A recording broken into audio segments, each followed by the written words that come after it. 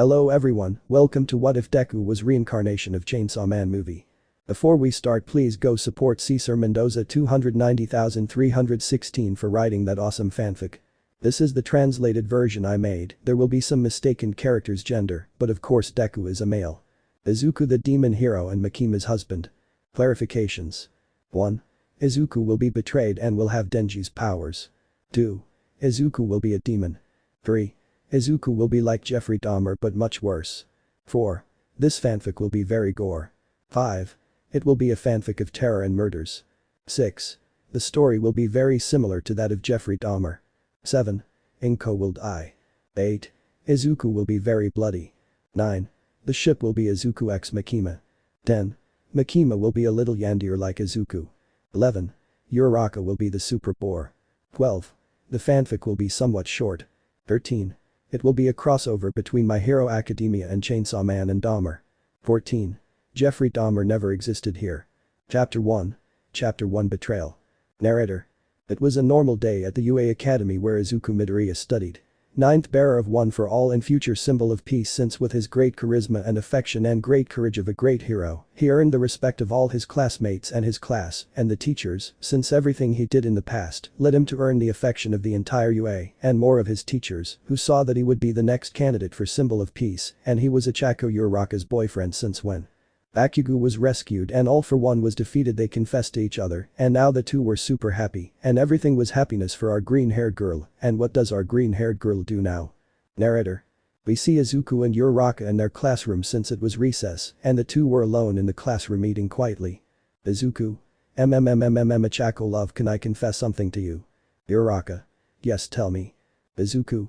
Once I had a dream where we have a son, but the son we had was a little different. He was like a monster, since he really liked taxidermy and death. I think he committed murder, said calmly. Uraraka. Calm down Izuku, it was just a nightmare. Izuku. Maybe that's it, or why maybe he likes taxidermy. Uraraka.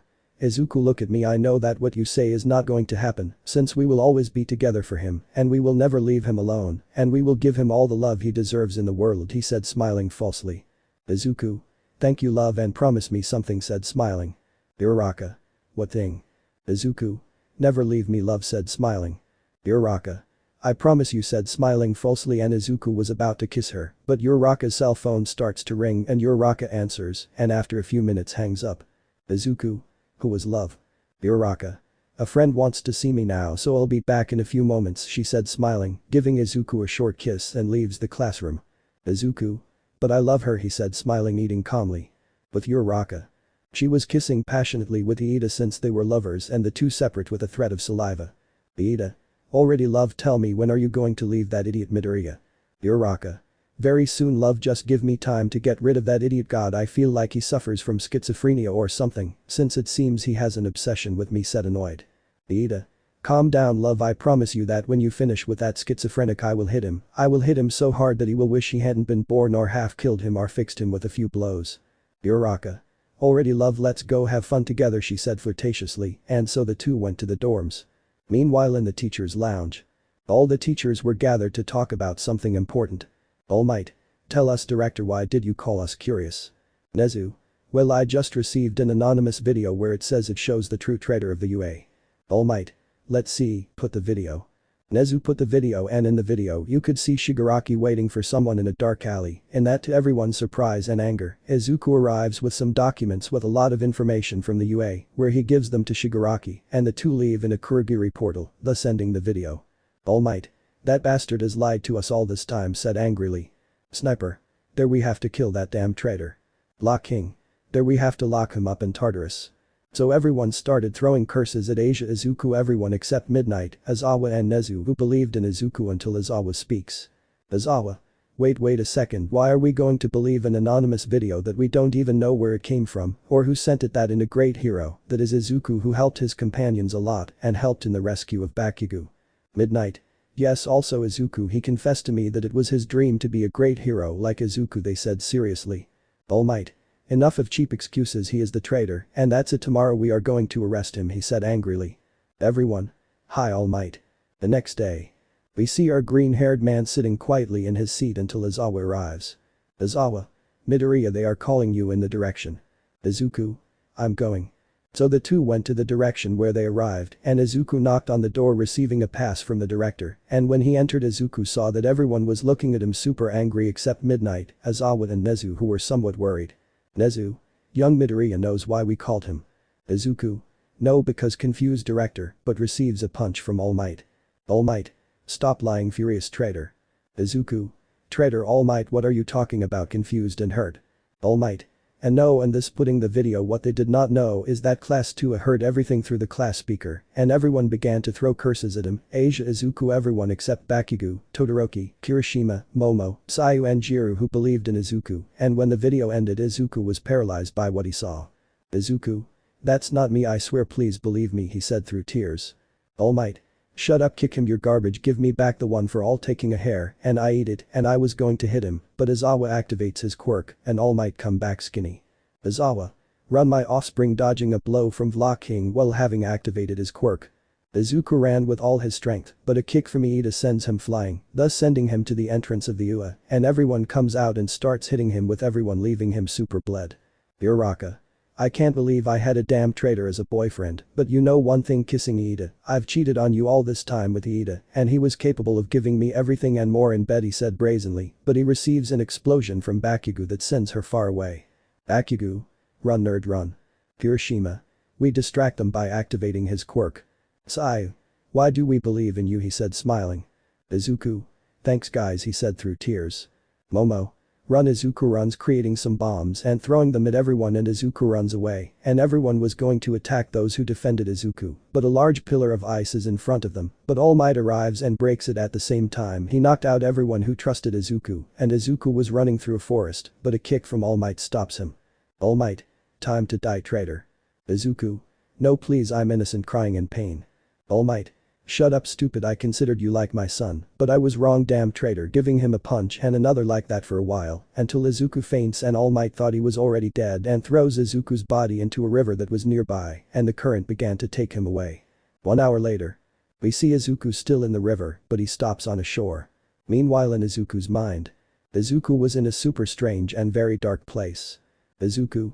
Where I am, what am I doing here, what is this place? Am I dead, confused. No friend, you are not dead, we are in your mind. At that, Izuku turns around and sees something that frightens him since what he was seeing is a boy, but with big teeth and a chainsaw on his head and in his hands. Izuku. QQQQ, who are you, he said scared. Chapter 2. Chapter 2. Reincarnation of the first demon. Izuku. QQQQ, who are you, said scared. Calm down, friend, I'm not going to hurt you, look transforming, you see now you can trust me. Izuku. Okay, but they wanted is you confused. My name is Denji. Izuku. Nice to meet you, Denji, I am Izuku Midoriya, he said smiling, but why are we here, confused? Denji. Simple, because you are my reincarnation. Izuku. Your reincarnation, confused. Denji. Yes, you see, I was seeing everything, they grabbed you and the truth filled me with a lot of courage, so I chose you as my successor. Izuku. I see, and what are your powers, confused? Denji. I am a bloodthirsty demon and my power is a chainsaw, as you saw now transforming into his chain demon form. Izuku. Really, will you give me your powers, surprised? Denji. That's right, friend. Nana. Besides Izuku, you still have the one for all. The two turned around and saw Nana and the other carriers. Izuku. But as Nana, if All Might took it away from me. Yoichi. You did not give it to your will, so the one for all is still inside you. Nana. Besides, the one for all chooses who possesses it and who is a worthy bearer for the one for all, also Izuku, the one for all is all yours, why did the one for all choose you, Izuku said smiling. Izuku. I see, but suddenly he began to fade. Denji. Well, Izuku, you are already waking up, but remember, a demon never has mercy. Izuku. I promise that I will not let you all down. All Denji. We trust you, Izuku. Denji. By the way, Izuku, control your hunger and kill the demons. Izuku. What? When waking up, Izuku was slowly standing up but sees that he had his chainsaw head, his teeth were large and he had chainsaws in his arms, they had chainsaws and he had a cord on his chest, he pulls it and his chainsaws begin to sound but he thinks he turns them off and stops. Izuku. Wow, this is very incredible, he said impressed. I love this, my voice sounds like demonic and my teeth had grown a lot, wow, this is incredible, surprised. And now what do I do with my new powers, starting to walk little by little while cutting some leaves or completely cutting some trees. Meanwhile in the UA. Everyone was celebrating the capture of Izuku, everyone except the friends who trusted Izuku, in that arrives All Might. Almight. Young people, I have very good news. Iida. Caught the traitor right, he said smiling. Almight. Something much better. Mineta. Already tell us, Sensei said excitedly. Almight. Kill the damn traitor, he said smiling, leaving Izuku's friends in shock. Momo. Almight, Sensei is joking right? Almight. No, young Uraraka, really, if I killed him and threw him into a river that took him away, he said brazenly, but he receives an explosion from Bakugo. Almight. Young Bakugo, what's wrong with you, upset? Bakugo. You damn wretch, why did you do this to Izuku? Izuku was like my damn brother, he said furiously, taking out many explosions, but everyone stops him. Hiroshima. Yeah bro, calm down, calm down. Todoroki.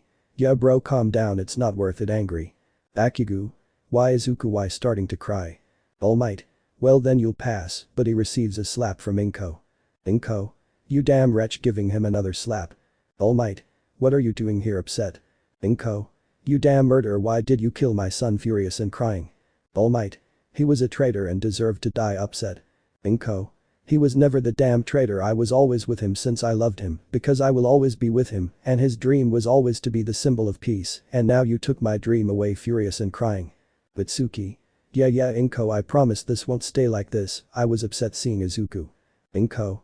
No, my baby, why is my baby crying inconsolably, but the others didn't care, and Izuku's friends only cried at the news of Izuku's death. Time 2 weeks, we see Izuku running calmly through a forest in a small town that he found and is running until he hides in some bushes since he wanted to catch a demon and had a baseball bat. Izuku. Here comes that damn demon god, I'm scared since I've never killed someone, but they deserve it for killing so many people, annoyed at the same time nervous, but I was seeing the person Izuku was looking for, so Izuku and comes out of the bushes with his bat. Izuku. I screaming super loud, making the person run away terrified. Izuku. Shit, don't calm down, shit, I can't do it, shit, annoying. I feel like one day the demons are going to kill everyone, annoying, and leaving. While walking he was lost in his thoughts, but he begins to smell a super strange aroma and looks at a person, and that person sees him.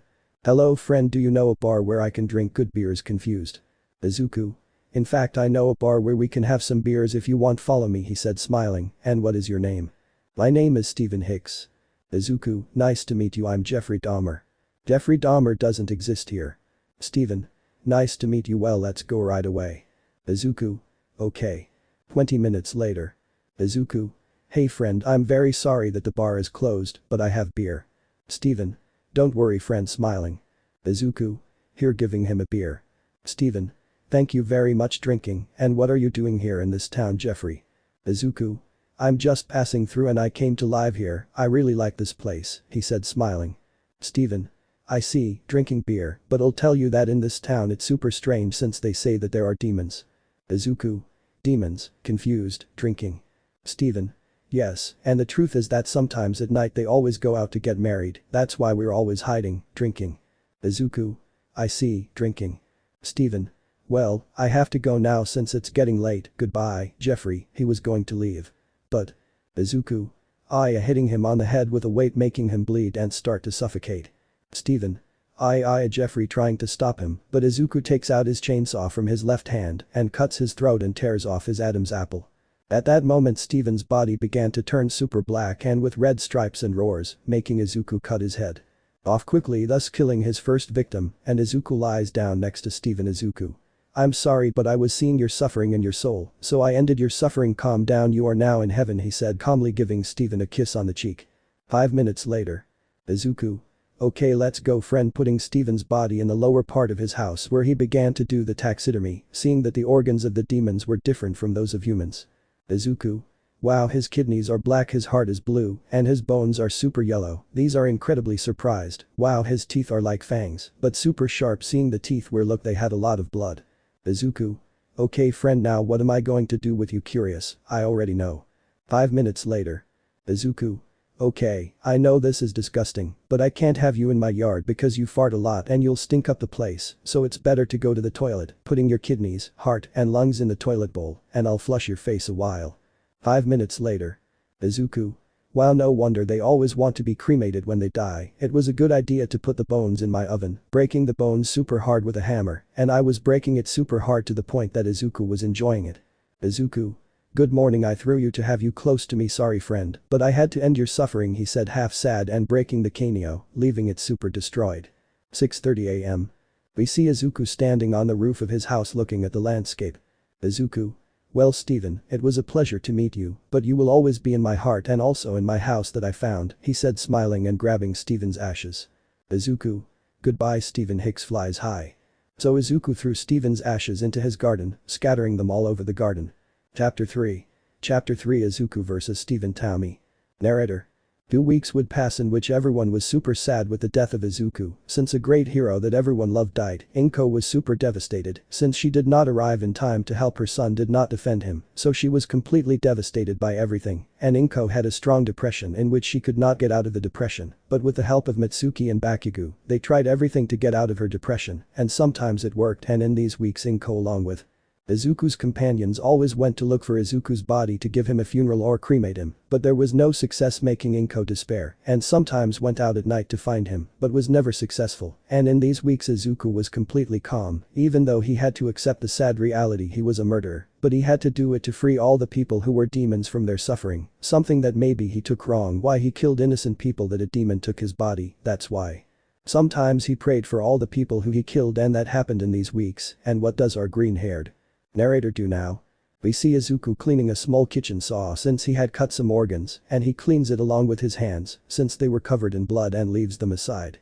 The saw opens the refrigerator and grabs a beer. Izuku.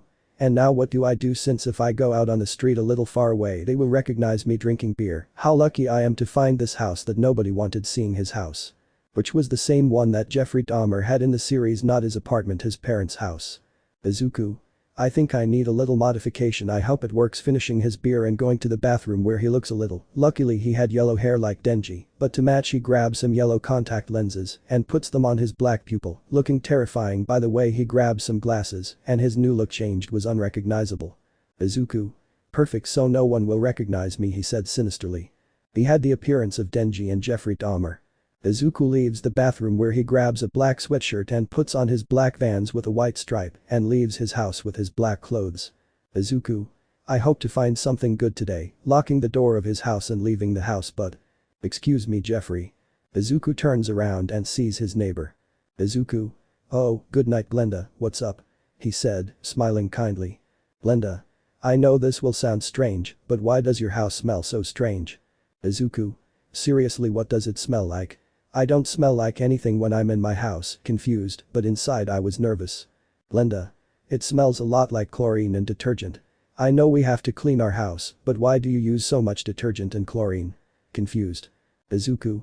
It's just that I didn't want to tell anyone, but I bought a sprayer for a poison for cockroaches, rats, and worms since I discovered that there was a nest of rats, cockroaches, and worms in my house, specifically in my basement, so I poured the poison, but the basement was super stinky from the dead rats, cockroaches, and worms, so I was pouring some chlorine and detergent, that's why it smells a lot like chlorine and detergent. And detergent that smells like roses to remove the bad smell. Glenda. So that's why it smells like chlorine very strongly, somewhat scared since Izuku looked at her terrifyingly and approached slowly. Izuku.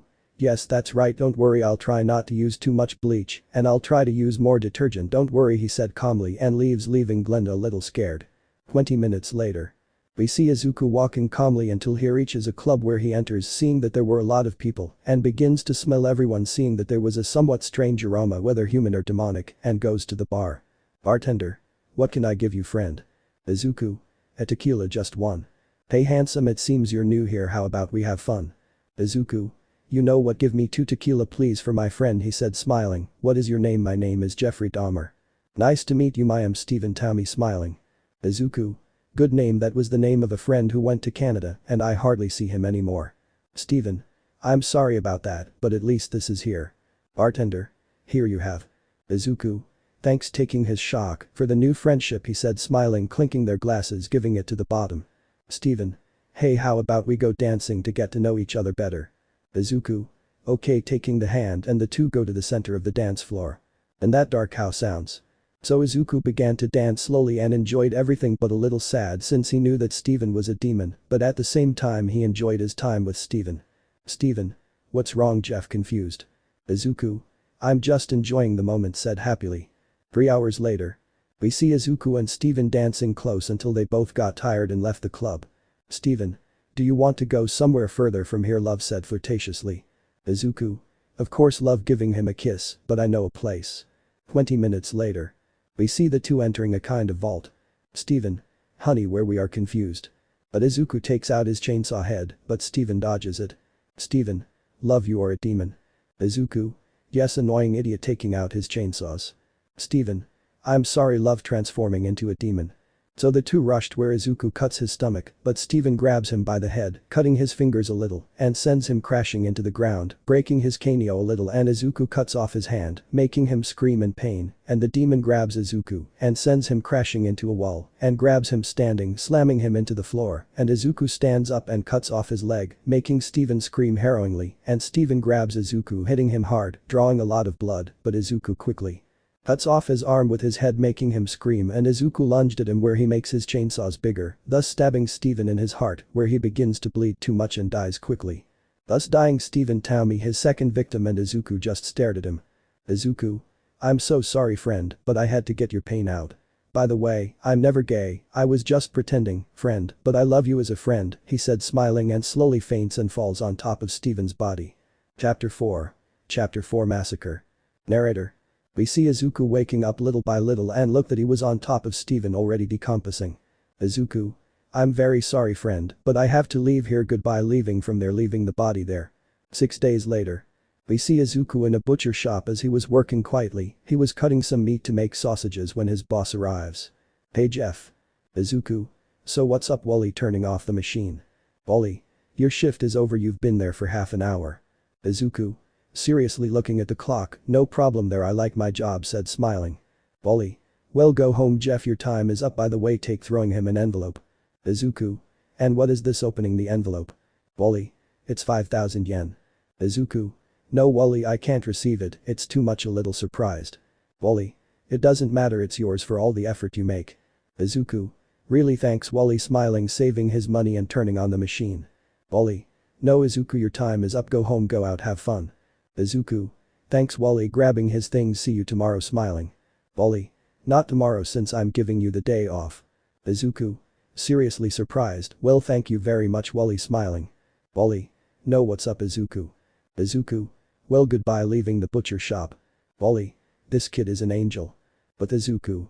Izuku arrived at a park where he sits on a bench, opens a bag where he had a sandwich and begins to eat while looking at the place, but sees a newspaper that calls him, grabs it while drinking his juice, and begins to read what he had seen, that they are looking for Steven Hicks and Steven Taumi, something that does not surprise him. Izuku. To Steven, well, they won't be twins since they are almost the same, reading at the same time eating his sandwich. A second, I remembered that it is still in the warehouse at night, I go to take it out of there, still reading. Already at night. Izuku was in his car that he stole and was going quietly at night while smoking a little, but he brakes suddenly and parks. He gets out of the car, seeing that he was smelling a somewhat strong aroma, and realized that there were too many demons nearby, and quickly gets in his car. Izuku. Shit, I think there are like 10 or 7, damn, what am I going to do, confused, already, buck, if I die I won't give a damn, better save those souls. Starting to drive where he reaches the forest, gets out of the car, opens the warehouse door, taking a big surprise since he was not in Steven's body. Izuku. Oh shit, where is it, bucking great, where he is confused and at the same time worried. Demon. So you were damn furious. Izuku. Hey, who are you, annoying? Demon. You killed my best friend, damn wretch, furiously taking out his claws. Izuku. I had to do it since you damn monster, and I didn't want that to upset Steven. Demons. Good, because here you are going to die, screaming, hugging Izuku. So everyone started to eat Izuku in a heartbreaking way, but Izuku pulls his cord and takes out his chainsaws and roars. Izuku. Die, damn demon, screaming furiously. At that, Izuku pounced on 2 demons, decapitating them and splitting another in half. He cut off one's arms and feet, and he cut the throat of another, causing it to bleed. Demon. Death. Izuku. I'm never going to die, carrying his belly and taking out his kidneys where he throws them, and another cuts off his arms, making him scream. He splits another from above, killing him, making all the organs come out. He decapitates another, he slams another against the ground, breaking his skull, making the brain come out. He runs another through with his chainsaw, raising him, splitting him in half, making him bleed too much, and Izuku sees that there were many. Izuku. What a shit, they are a lot of shit all. And that Izuku begins to spin strongly, making a tornado in the warehouse where he begins to cut in a horrific way all the demons that were in the place, splitting them in half, where it makes a rain of blood and organs, thus ending the tour, and Izuku detransforms and looks all horrified and runs out to his house. But what he did not know is that someone was watching him. Ahehehe, very soon we will be together my love, he said macabrely, running out of there. Chapter 5. Chapter 5 Aki, Power. The next day. We see Izuku asleep in the bathtub because of yesterday, since he was completely covered in blood all over his body and all his wounds healed. Luckily they were not serious and he was still asleep until he hears a ring on the house phone and wakes up and stretches. Izuku. Who will be confused, standing up wiping some blood, leaves the bathroom where he arrives at the kitchen, seeing that the phone was still ringing, but out of curiosity he grabs it. Izuku. Well, answering. Wally. Hey Izuku, I wanted to tell you that you forgot your money yesterday. Izuku. Really? Yeah, sorry, it's because of the distraction I went out without it, no reason I couldn't find it, he laughing a little. Wally. Do you want me to take it to you? Izuku. No thanks there, keep it please, a little tired. Wally. Okay, enjoy your day off. Izuku. Thanks, hanging up, but see I had something on the voicemail, press the sound button message. Glenda. Izuku, what happened to you? Because when I was coming back from work I found blood on the sidewalk in front of your house, but I don't know if it's paint or blood, please Izuku, if something happens, tell me, finishing the message, and Izuku just sighs and goes to the bathroom, where he removes all the blood he had and goes to sleep a little. 4 days later. We see Izuku returning from work and entering his house. It was already night. He goes to the kitchen, grabs some beers and puts them on the table. But he turns on the TV, puts on YouTube and puts on a few songs until he plays Izuku's favorite, which pleases him. Don't Go. At that Izuku begins to dance in a strange way, since for the first time he felt free, and he stands up starting to dance even more strangely. It seemed that he was drugged or drunk. Izuku. God, I dedicated this song to Uraraka several times, but in the end she let me pass. She went to sleep with other men, annoyed, squeezing the bottle making it break and bleed. Izuku. But that blood, a little surprised. At that moment Izuku begins to lick his hand in a strange way, since he had a fascination for blood, and continued licking his hand until he saw that he no longer had any scars and healed his hand. Izuku. How good that I regenerate. But in that Izuku hears some strange noises, confusing him, putting pause on the TV, where he begins to follow the strange noises until he reaches the basement, where he sees that a tube was removing some blood, making Izuku stop the transmission of water, and opens the tumor where Steven's guts and some organs like the liver, esophagus, pancreas, small intestine etc. come out, but what surprised him was that some bones like the bones of his feet, hands, parts of the spine etc. were coming out, thus ending everything. Izuku. I better go buy hydrofluoric acid and some plastic containers, seeing the organs. 5 minutes later. We see Izuku throwing the organs into a plastic bucket where he saw how they slowly melted, and Izuku put some fingers in his eyes, seeing how they deteriorated. Izuku.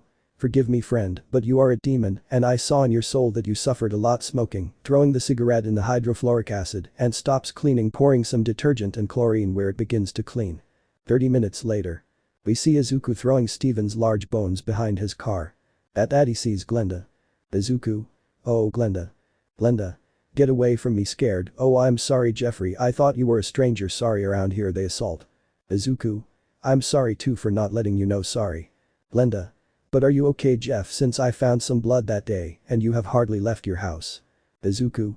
Ah well, I'm going to tell him the truth, and it is that they tried to assault me. Glenda.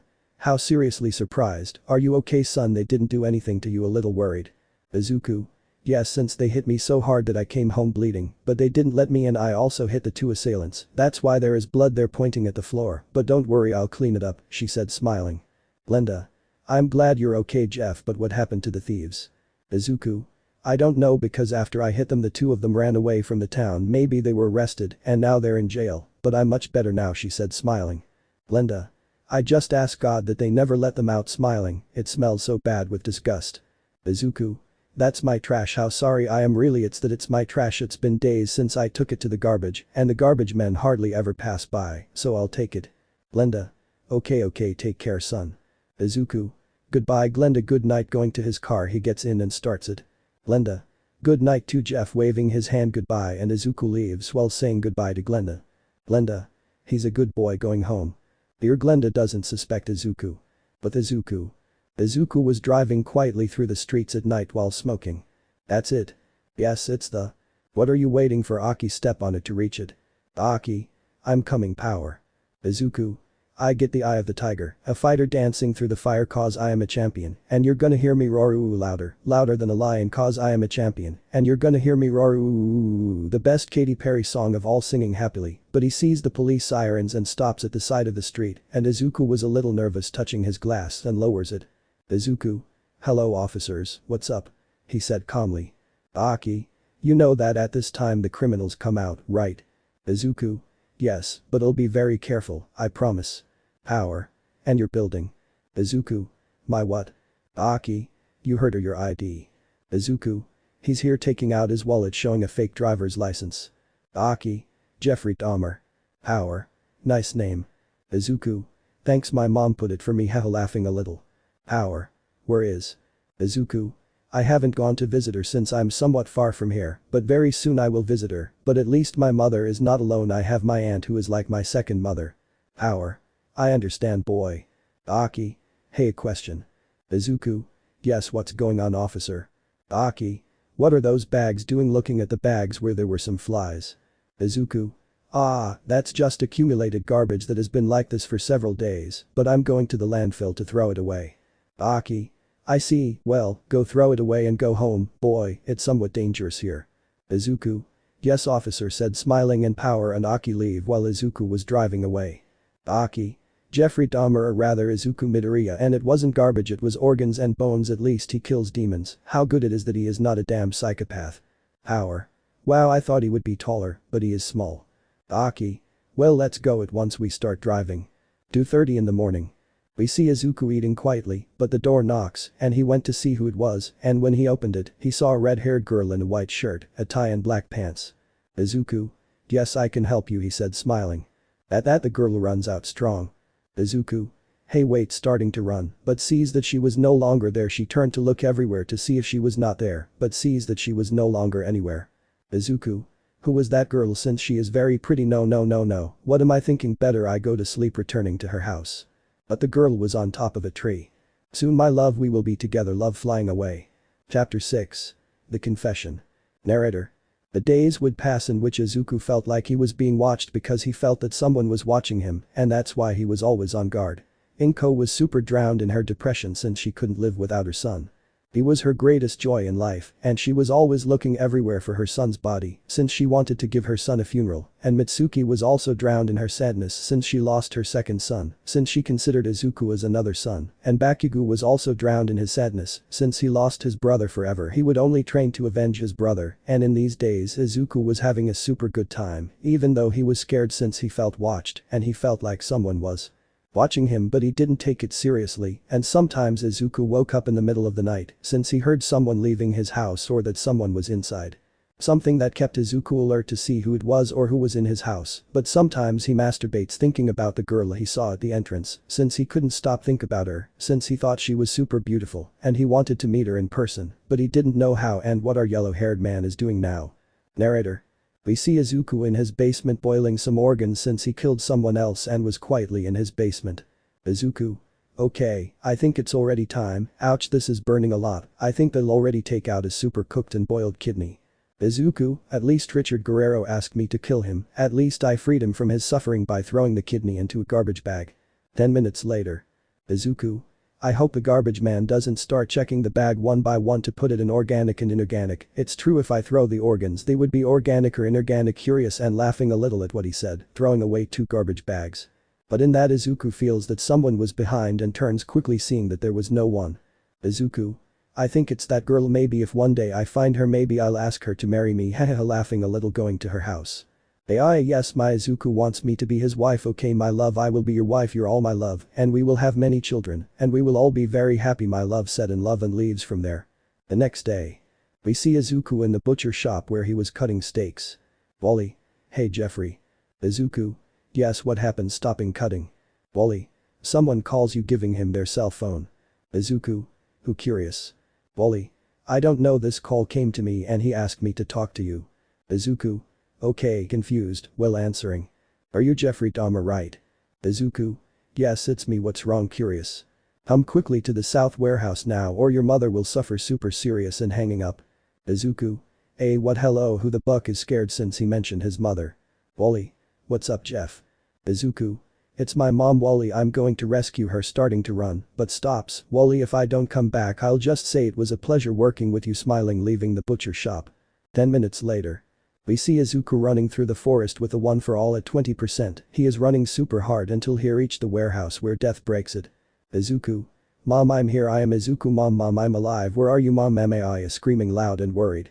And that a punch sends him flying, causing an iron to bury himself in his stomach, causing him to spit out blood quickly. Izuku removes the iron, regenerating quickly. Demons. We will kill Yaoi, screaming, lunging at Izuku, but Izuku pulls his cord where his chainsaws come out, where Izuku lunged at the demons and began to massacre them in a grotesque way, but one grabs him and slams him against the ground, causing Izuku's ribs to break, causing him to scream in pain, and Izuku cuts off the demon's head, but another grabs him and begins to hit him super hard, causing him to break a leg, and Izuku was still standing and lunged at the demons. 20 minutes later. We see a car arriving at the warehouse where Izuku is. Guard, is this here, miss? Yes, it's here, he's here. Guard 2, what do you want us to do, miss? If things get complicated, don't think about it, shoot and keep it. Guard. Yes, miss, the car is parked. Let's go down right away. The guards also open the door, finding Izuku in his demon form. Izuku QQ, who are super tired and sore. Are you Jeffrey Dahmer, or rather Izuku Midoriya? Izuku. How do you know my name and pain, spitting blood? I know everything about you, I know where you live, everything. I was the one who called you, it would be. Guard, just give me the order to kill him, miss. Wait a moment, walk a little and approach Izuku. Izuku. You are the girl who was at my house that day. Indeed, I am that girl. Wow, you are a little taller than me. Izuku. My name is Izuku Midoriya, my real name is not Jeffrey Dahmer, but Izuku Midoriya. What a nice name, I am Makima, demon hunter of public security, and wow, you are a fascinating half-human half-demon demon, this is incredible, he said, surprised. Izuku. Please hug me, he is about to fall, but Makima hugs him and his head next to the chainsaws and hugs Makima. Makima. You're more handsome than I imagined. Guard. Miss Makima. Makima. No, wait, just leave it to me, smiling, putting Izuku on her lap. Izuku.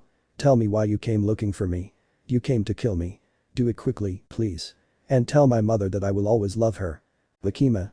No, rather, I came to propose something to you, Izuku, a deal, caressing Izuku's hair. Izuku. What kind of tired deal? Makima. That I will let you go but I will marry you, or the second option is that you are my boyfriend, said, smiling. Izuku. Makima. You do not want to be my boyfriend, sad, it is okay to stop, that you are happy with someone else, but I will be looking for you, something upset and sad. Izuku. I accept. Makima. What did you say, surprised and happy? Izuku. That I accept, said, smiling, and gets up a little and bows. Makima, do you want to be my girlfriend, said, smiling, causing Makima to shed some tears and hugs Izuku.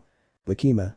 Of course, my love and my times, yes, and thank you for accepting. I promise I will always be faithful to you, any moment I will protect you, I will love you forever, said, smiling and crying with happiness, and the two see each other and began to slowly approach and joined their lips in a kiss that Makima reciprocates, super happy to have Izuku, and Izuku was surprised since he felt that the kiss means all of Makima's love and all the feelings he felt for Izuku, and the two separate with a thread of saliva. Makima. Okay love, now let's go home, carrying Izuku since he was still badly hurt. Izuku. Okay love, said, smiling. So our couple left, leaving all the bodies there. Chapter 6. Chapter 7 quote. Narrator. We see Izuku sleeping peacefully but begins to wake up slowly and gets up, puts on his glasses, puts on a shirt, leaves the room where he arrives at the kitchen, seeing Makima making breakfast, and Makima sees that Izuku was awake. Makima. Oh, good morning honey, giving him a kiss. Sit down, breakfast is almost ready, said, smiling. Izuku. Okay love, sitting down, and Makima serves breakfast, serving hotcakes. Makima. Enjoy your meal love, eating quietly. Izuku. Hey Makima. Makima. What's up love? Izuku. Tell me how you found me and why you interested and why you asked me to be your boyfriend. I mean, yes, I accepted, but why am I confused? Makima. Well, standing up, I am Makima, demon hunter of public security, me along with Aki and Power. We are demon hunters. Aki and Power are the policemen that you met a few days ago, so that's why we are here. Izuku. But how did they find out that I kill people, demons? Makima. Well, once when they went to that gay bar because they were going to marry demons, and there they discovered you. You took Stephen Tommy to the warehouse. We saw your true form. We saw that you are half man and half demon, and what impressed us is that you have already killed more than 17 people, but your methods are bloodthirsty, and the best thing is that you leave no trace of your victims. That surprised us. Izuku. And how did you know my real name? Makima. We investigated you a lot and I entered your house where you had a hero license that you took Izuku Midoriya. What a beautiful name, and by the way I am very sorry about your betrayal of taking Izuku's hand. Izuku. Thanks darling, but I am going to promise you something. Makima. How curious. Izuku.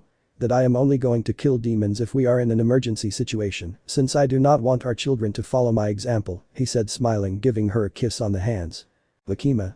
Okay love, but do not worry love, I will not complain that you killed demons. Izuku.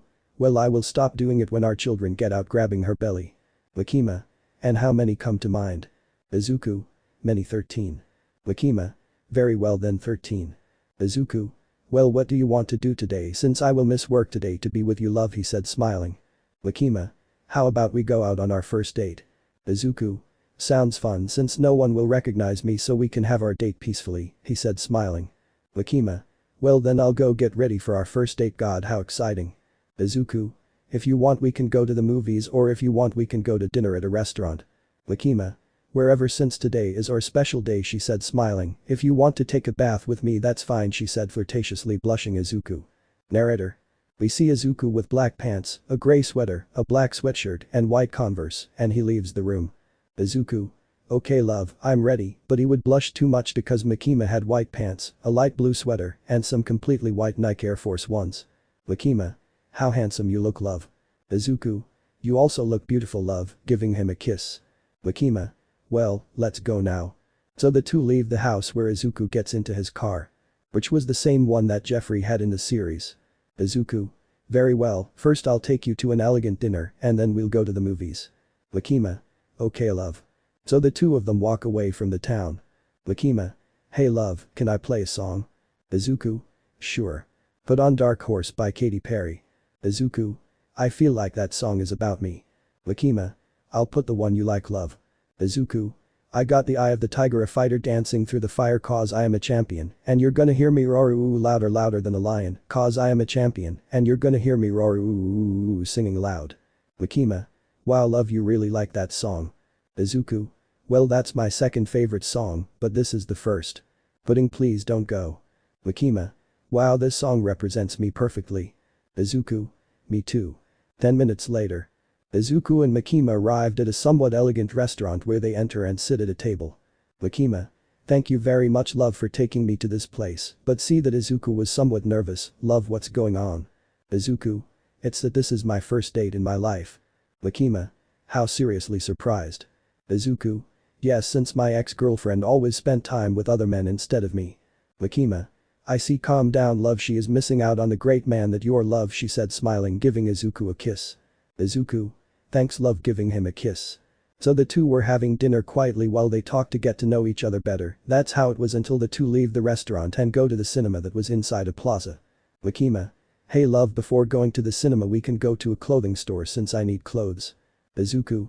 Okay, entering a clothing store, Makima grabbed some clothes, but she was looking everywhere. Izuku.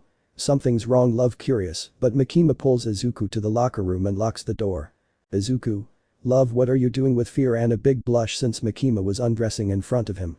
Makima. I want you to see me and tell me if you like the clothes I chose, putting on a red shirt and dark blue pants. Makima. You like it? Izuku. Yes, since it gives a more hit touch to your hair. Makima. Okay, taking off her clothes, putting on a red dress. Do you like walking around? Izuku. Yes, since it makes you look elegant like that. Makima. I knew you would love it, taking off her dress, grabbing Izuku's hand. Makima. All this is all yours love, she said flirtatiously, running Izuku's hand over her chest. Go ahead, squeeze them or do whatever you want. Izuku squeezes her right breast a little, making Misaki moan with pleasure, and goes down further and further, running Izuku's hand over her body, getting more and more moans, and put Izuku's hand on his right buttock, and Izuku squeezes it, getting a moan out of him, and Izuku takes it away. Izuku. AAAPPP, sorry love, I squeezed it by accident, sorry, but he receives a kiss from Mikami, crossing their tongues and the two separate with a thread of saliva. Makima. Don't worry love, my whole body belongs to you, he said flirtatiously. So the two leave the store and go to the cinema. Izuku. Okay love, which one do you want to see? Makima. Pointing to the one with Lilo the crocodile. Izuku. Okay, I'll buy everything love, here, giving him a coin. Makima. Thanks love, going to the machine and Izuku to the ticket office. Employee. Hello friend, which movie do you want to see? Izuku. Hello, I want to see the one with Lilo the crocodile for the back seats. Employee. I told you this boy will never die on my channel. Izuku. No, we are not going to do that, blushing. Employee. Just joking, friend giving him his tickets, enjoy the movie. Izuku. Thank you very much, taking the tickets and going to the popcorn where they ordered some large popcorn and some sodas and goes to where Makima was seeing that he was playing Claw. Makima. Yes, I almost got it, grabbing a Funko Pop and it falls at the entrance. Izuku. Well done, love. Makima. The little octopus is for me and the Funko Pop is for you, said smiling. Izuku. Thanks, love, giving him a kiss. Well, let's go to the room, the movie is about to start. Makima. Okay, love. So the two went to the room where they arrived while eating popcorn until the movie started. The truth is that I thought the movie was very nice, it is very good, the truth. So passing the movie while the two had a good time watching the movie while they give each other little caresses and kisses. Thus ending the movie where our couple left the cinema, went to their house and arrived, they entered the house. Izuku. God, what a great day, hugging Makima, thank you for this day, love. Makima. You too, love, thanks for giving me my first date, giving him a kiss that he quickly reciprocated and the two crossed their tongues with each other's. Lemon skipped. Thus having her first unforgettable time. Chapter 7. Chapter 8. Izuku, Makima vs Sasaki. Narrator. The next day we see our couple sleeping peacefully until Izuku began to wake up slowly and see that Makima was hugging him very tightly, something that made him smile, but he gets up a little, but literally Makima was hugging him very tightly and until he manages to take it off and gets up, he goes to the kitchen where he begins to make breakfast. While he was making breakfast, but he hears a loud bang coming from the room. He runs to the room where he enters, seeing that Makima was on the floor. Izuku. Love, are you okay, stopping her? Makima. Yes, love, I'm fine, my legs just hurt a lot, haha, laughing a little at the pain. Izuku. Ah, okay, let me help you, put a robe on her and carry her to the living room where they arrived at the kitchen where they began to eat quietly. Timescime 2 weeks. We see Makima and Izuku on the streets of the town while carrying some bags since they went shopping while Makami ate ice cream quietly. Makima. Thanks, love, for this ice cream, licking her ice cream. Izuku. Next time don't do that to me, tantrums with a drop of sweat. Makima. I didn't do anything. Izuku. No, well, let me refresh your memory. Flashback. Makima. Love, buy me some ice cream. Izuku. On the way out I'll buy it for you. Makima. But I want my ice cream now, making a pout and a tantrum. Izuku. I promise I'll buy it for you on the way out. Makima.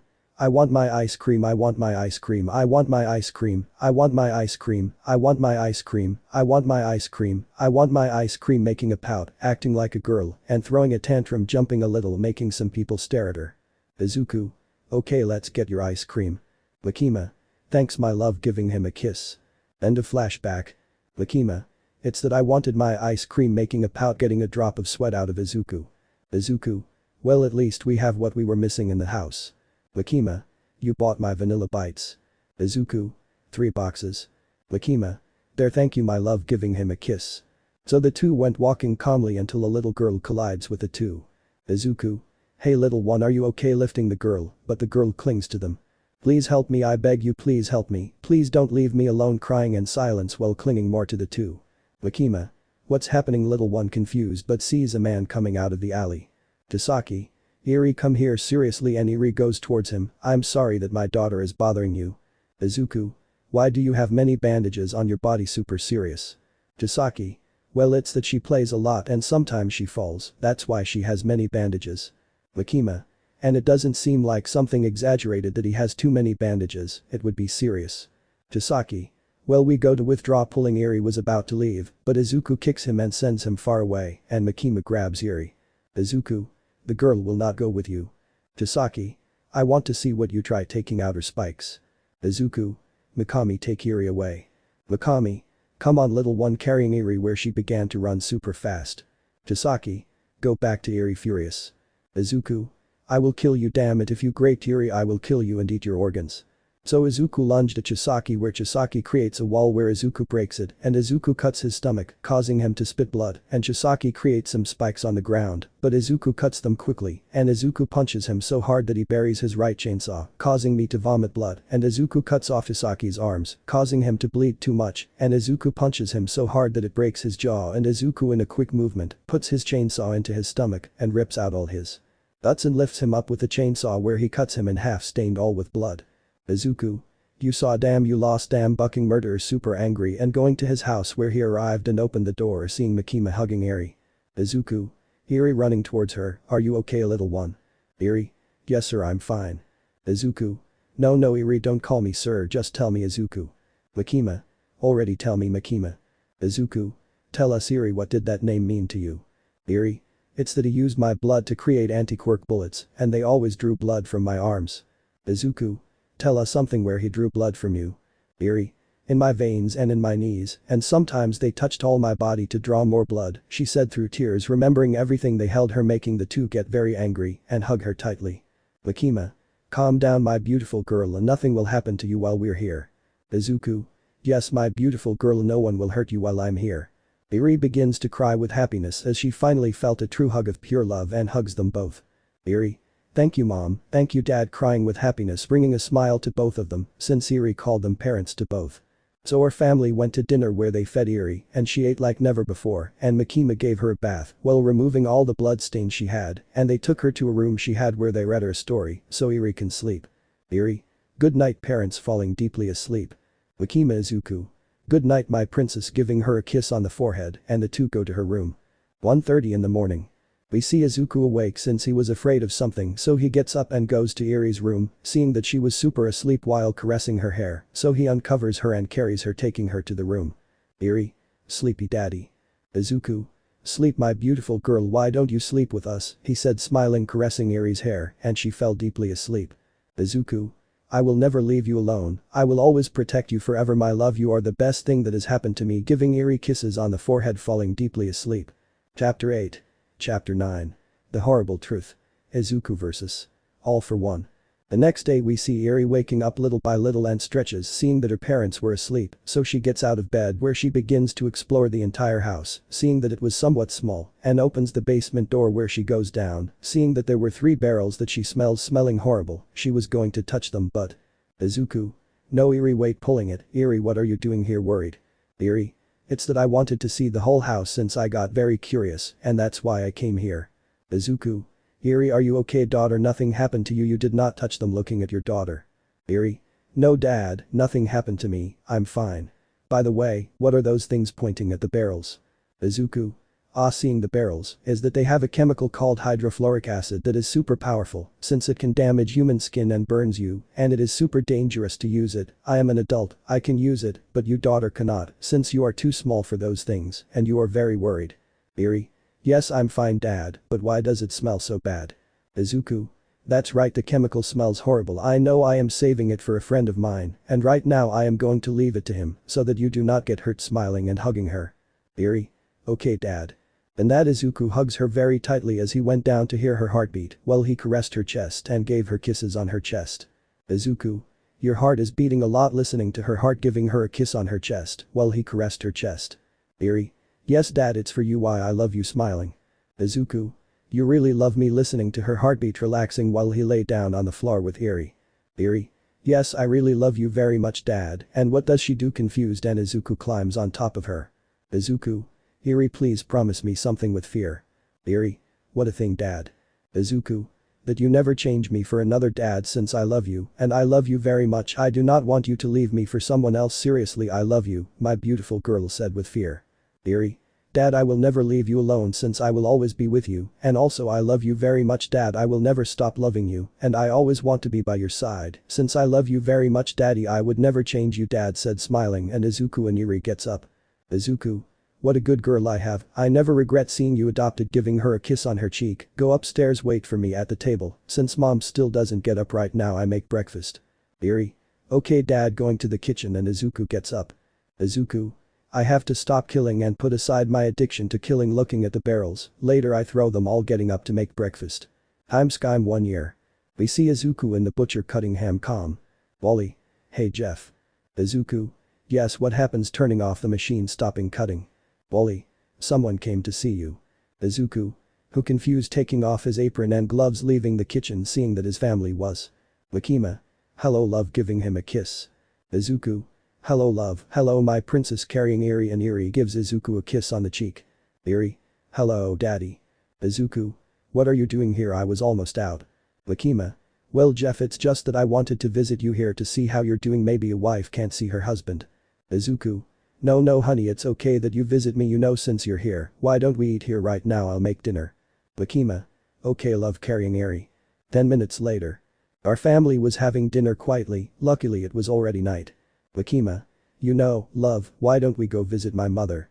She said calmly. Izuku. I don't know love, why, I was always busy, I feel like she's going to get mad at seeing me again, since I haven't visited her in a year, I feel like I'm a bad son, a little sad eating. Makima. Jeffrey love, look at me holding Izuku's hands, I know this year was somewhat complicated in our life, but at least I know that maybe she trusts you and thinks you're a great son and a godsend, that's why go visit her, and besides Eri already wants to meet her grandmother, said smiling. Izuku. Okay love, maybe I'll go today for once. Makima. Perfect, and I'll stay at home taking care of Eri. Izuku. Very good idea. Finishing his food, how much is Wally? Wally. The house invites Izuku. Izuku. Really surprised, thank you very much Wally. Wally. No, what's that about Izuku? Narrator. We see Izuku walking through the streets of Japan while on his way to his mother's house. He was walking calmly until he heard a loud explosion and went to see what. He passed by and hid in some rubble, seeing that All Might and All For One were there fighting and they were hitting each other hard until a blow from All For One hit him in the wound, making him vomit blood, and he returned to his thin form. Afo. Jahaja, this is fun, I thought you would be stronger All Might, but look at you, you are super weak, why don't you call your successor? All Might. Don't talk to me about that damn traitor, he is dead, finally a less damn villain, super annoying. Afo.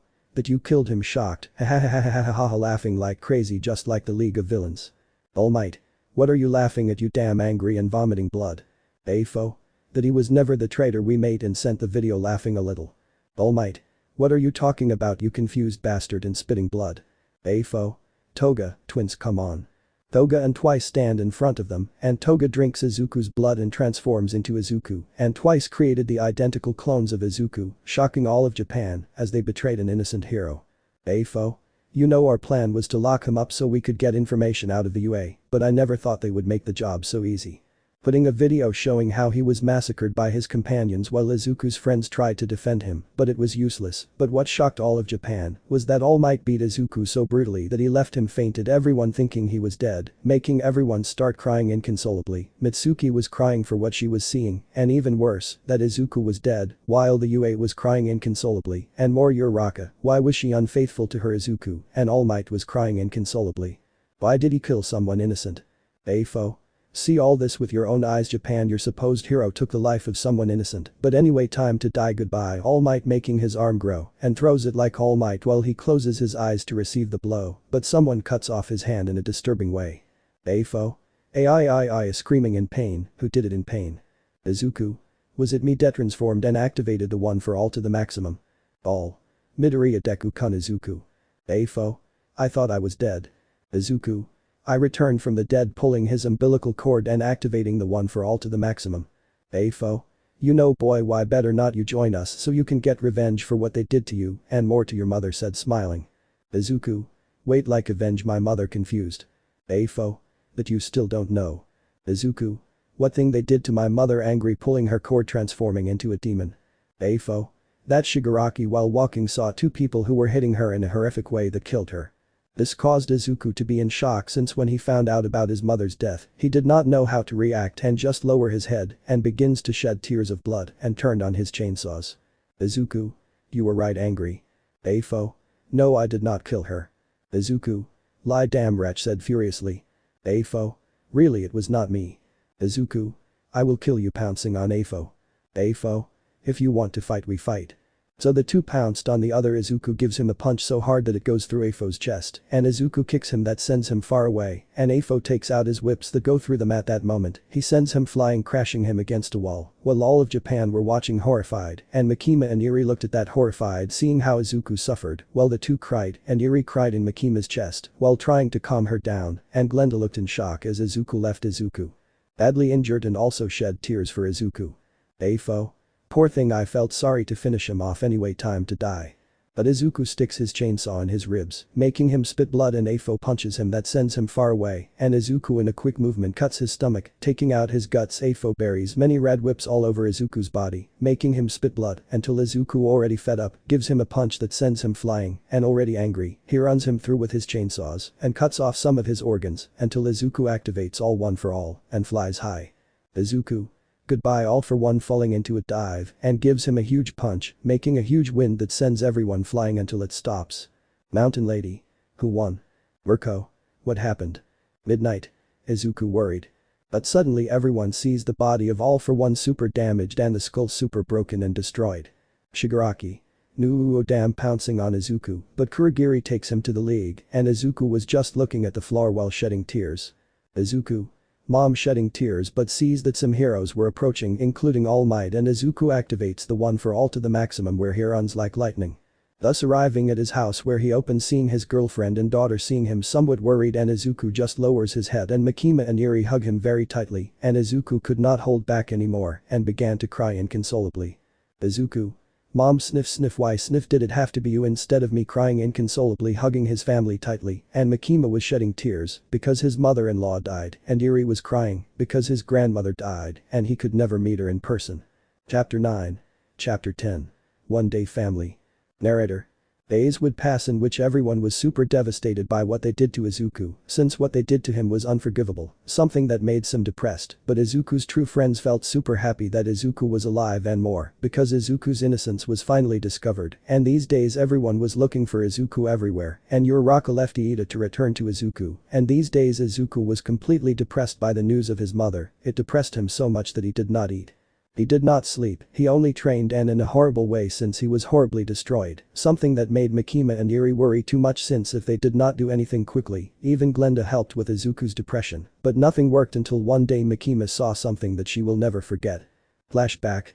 We see Makima and Eri in the living room super worried since Izuku left the house wing 7:30 PM and it was already 2:30 AM, something that worried Makima a lot. Makima. No, where is Izuku? Something happened to him, where could he be? Where can he be? There, I don't have to go looking for him. Eri, stay here in case Dad arrives, putting on a black trench coat. Eri. Yes, Mom. So Makima left the house, starting to run through the streets while sniffing to look for Izuku's scent until she realized she was in the forest and runs to the forest and was surprised since it was somewhat destroyed. Some trees were cut, some with scratches and cut, until she saw a big light hiding in some bushes and was surprised since there was Izuku with his arms super broken that the bone could be seen while he was in front of a big tree with the one for all at 100%. Izuku. I should not give up, I should not fall, I have to move forward. I already lost my mother, I do not want to lose my family, I do not want to lose my wife and daughter, crying inconsolably and furious, and hits him to the tree but gave a heartbreaking scream since his arms were super damaged and the tree was big and thick, and falls to the ground and begins to cry inconsolably. Izuku.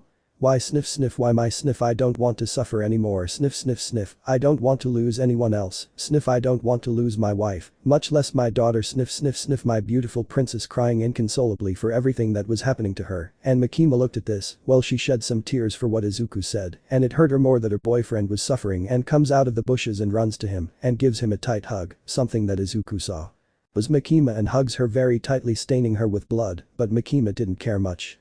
Makima.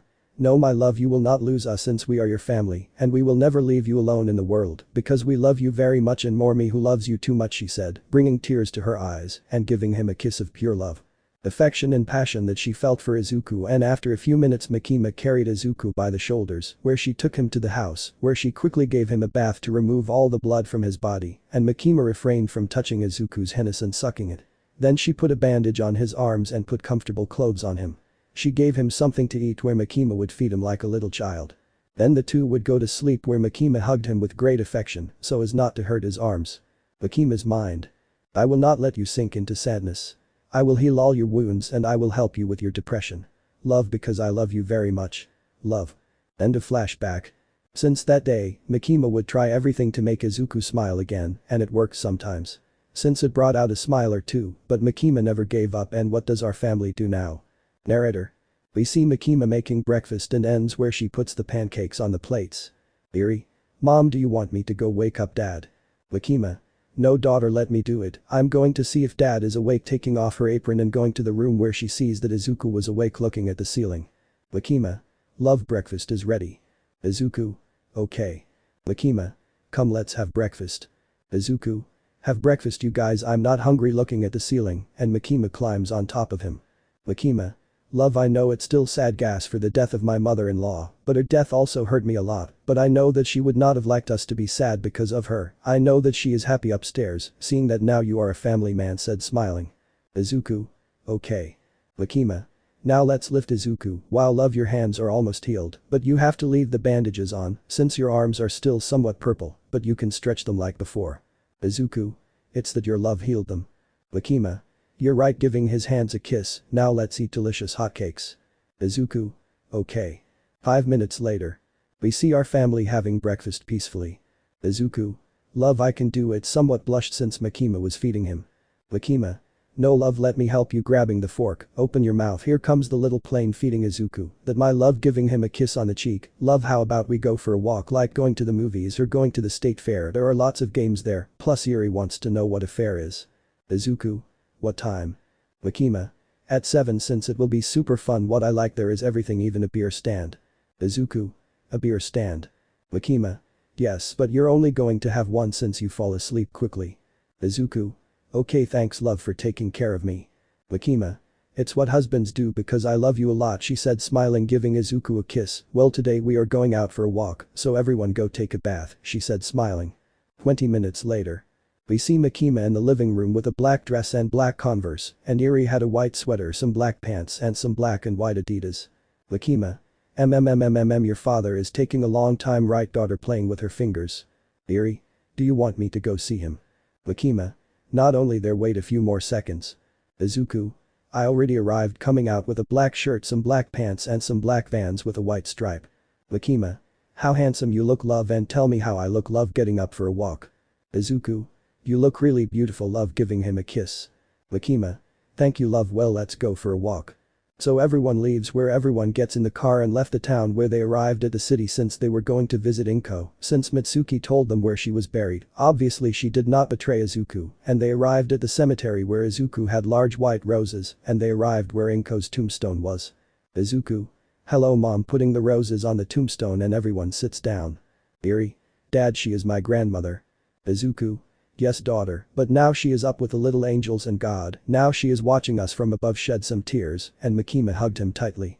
Eri. Hello grandma, it's me, your granddaughter, I hope you can see me from above, like I will see you down here, she said, happily making them both smile. 1 hour later. Izuku.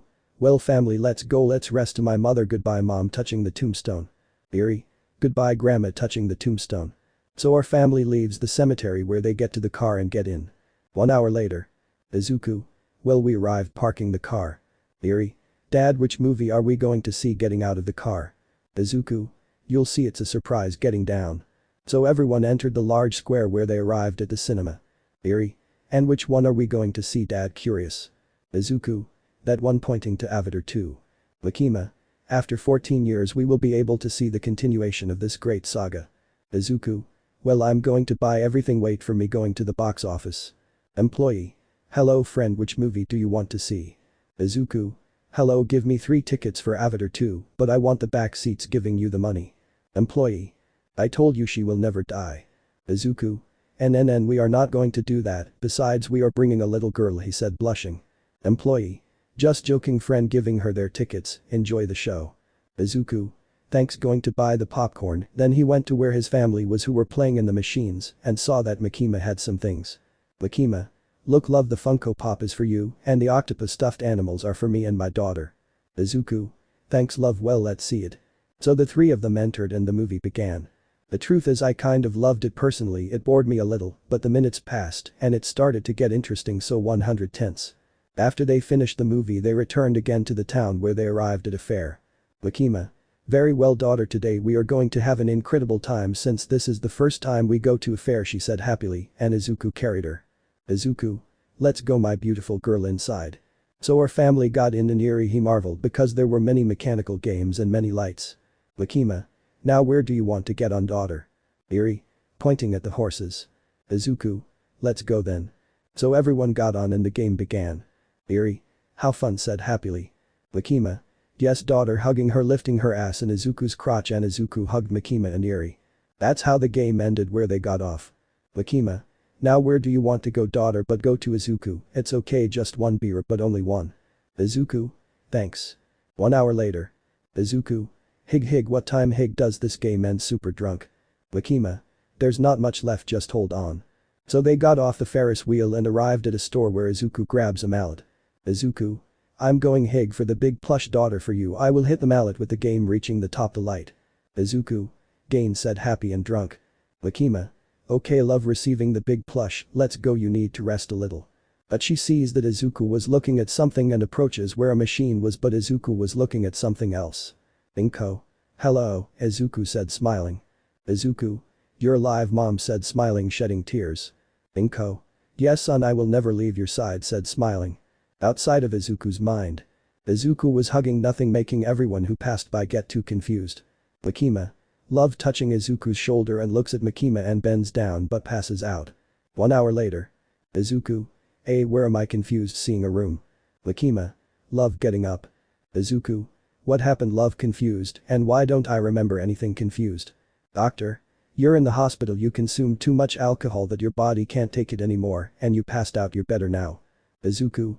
I did something wrong right confused. Makima. You only want a big stuffed animal and already said smiling. Izuku. I see an eerie confused. Makima. It's outside waiting for you to recover. Izuku.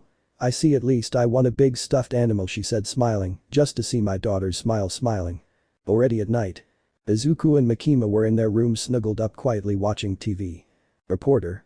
And in other news the city of Musatafu has not slept since it has avid many desalinations of 15 young black and brown men that has lasted more than a year. A great investigation has been done on the case. This is compared to the serial killer Ted Bundy since he disappeared his victims or hid them since he has killed more than 30 women of young people of 17 and 20 years old in different places. It is recommended that any suspect go quickly to the police or a hero for more security. Makima.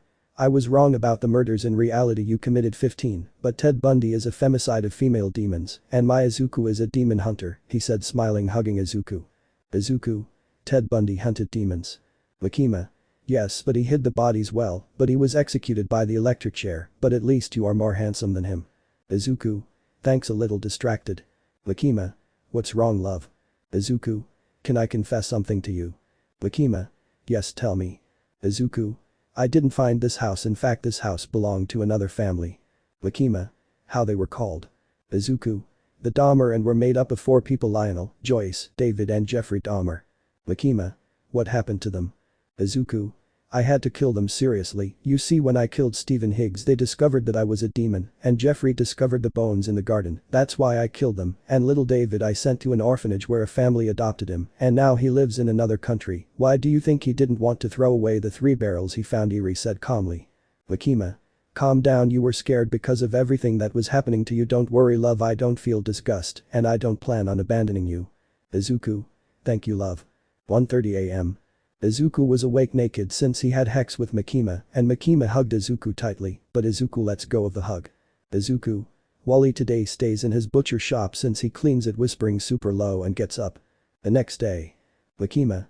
Do not bring more meat home since we will eat pizza. Izuku. Okay grabbing a Pepsi. Makima. If you want later I will pick up Yuri from school. Izuku. Thanks well I will see you later giving her goodbye kiss, see you love. Makima. Take care. So Izuku leaves his house where you walk super calm until he arrived at Wally's butcher shop where he entered and found 2 police officers, something that confused him. Police. Excuse me young man you can't be here. Izuku. Why what happened confused? Police. He is an employee right? Izuku. Yes I am a Wally's employee since I work with him Wally what's wrong confused? Police.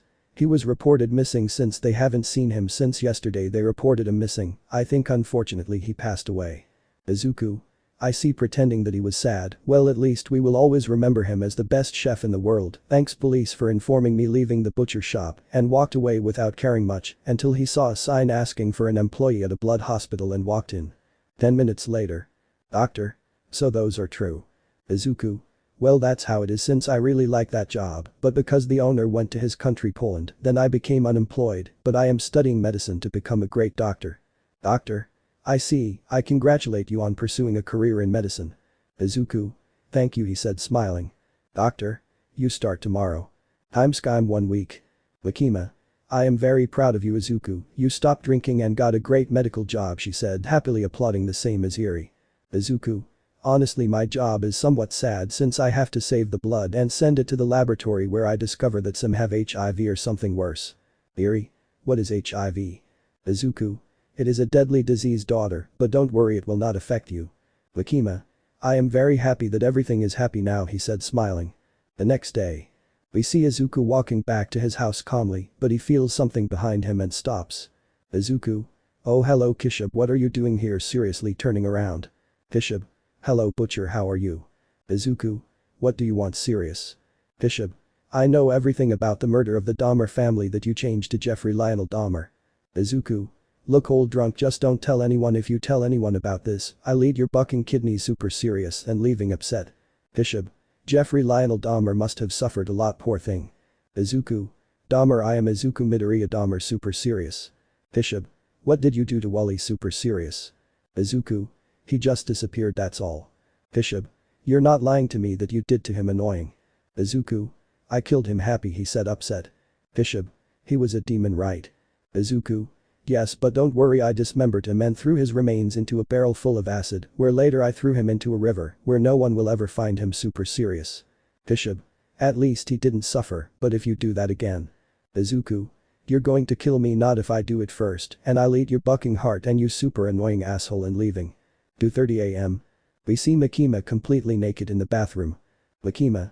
I don't know if I should do it or not since Izuku can get angry but he loves me too much to get angry and besides, I'm doing this for love.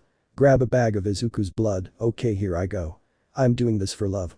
So Makima takes Izuku's blood, drinking it with great pleasure and takes it out of her mouth as blood came out of her mouth and fell on her breasts.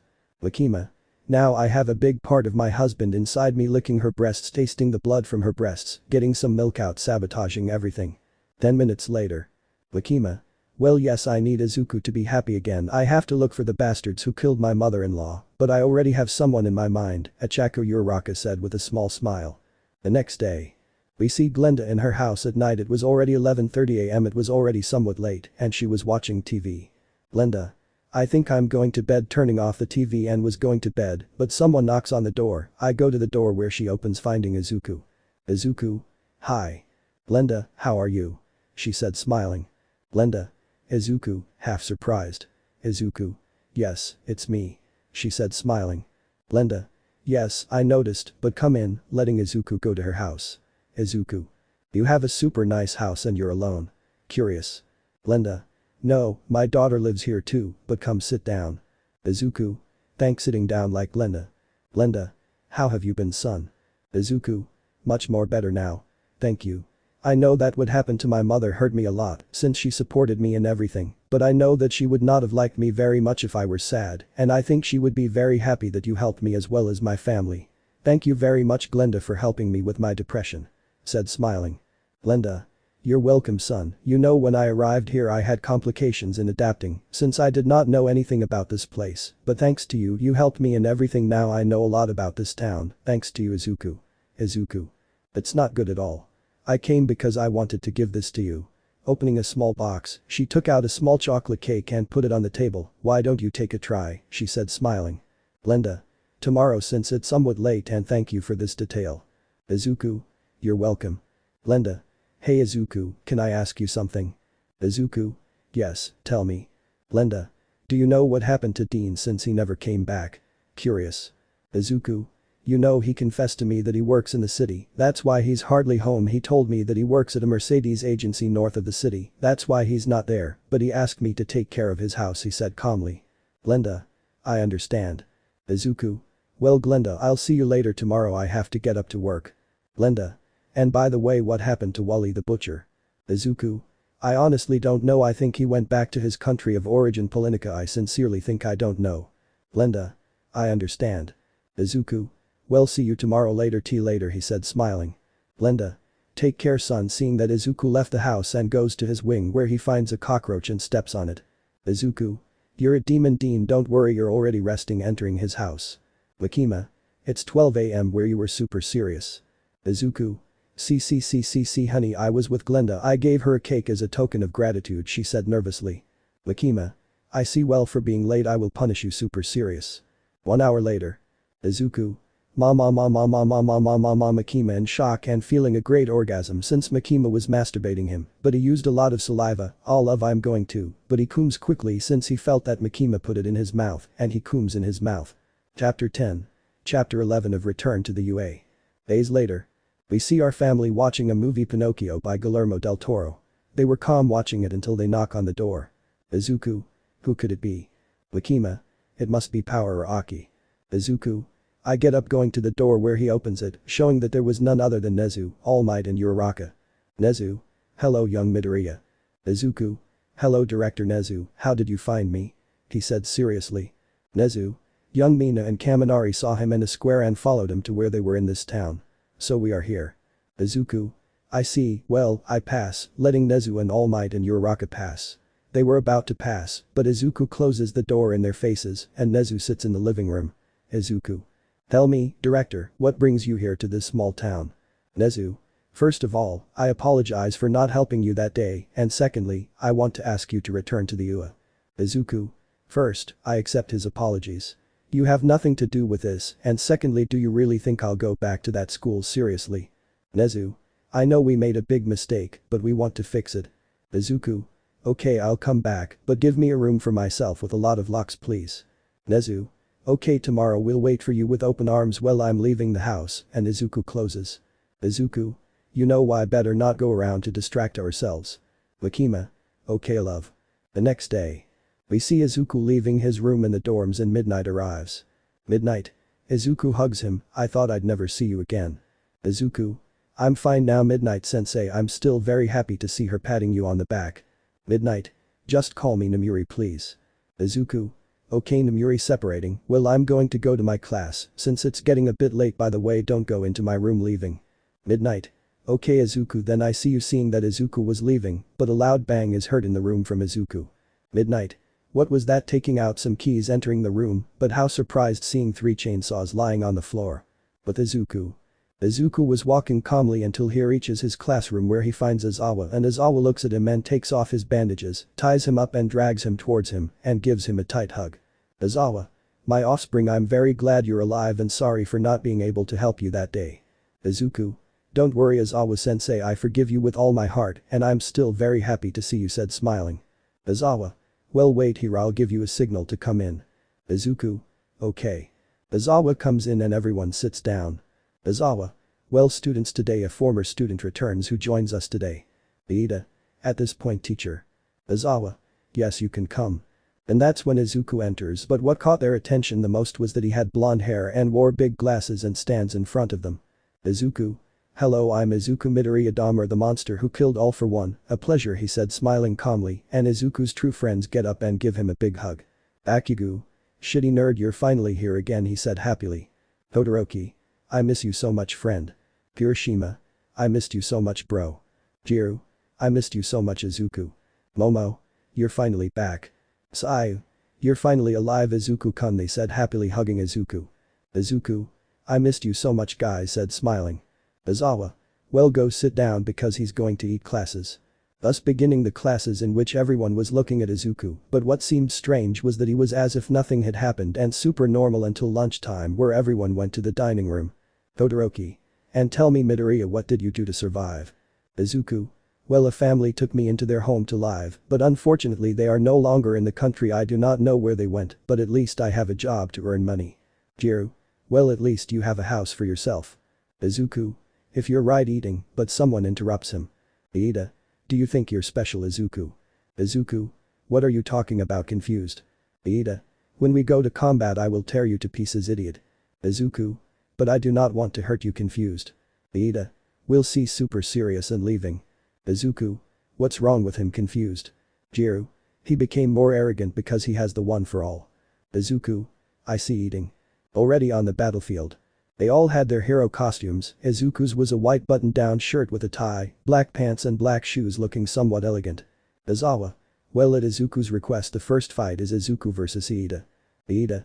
I'll beat you idiot, activating his thrusters. Izuku. As you want, pulling his cord, transforming into his demon form. Iida. I'll kill you monster. Izawa. Start.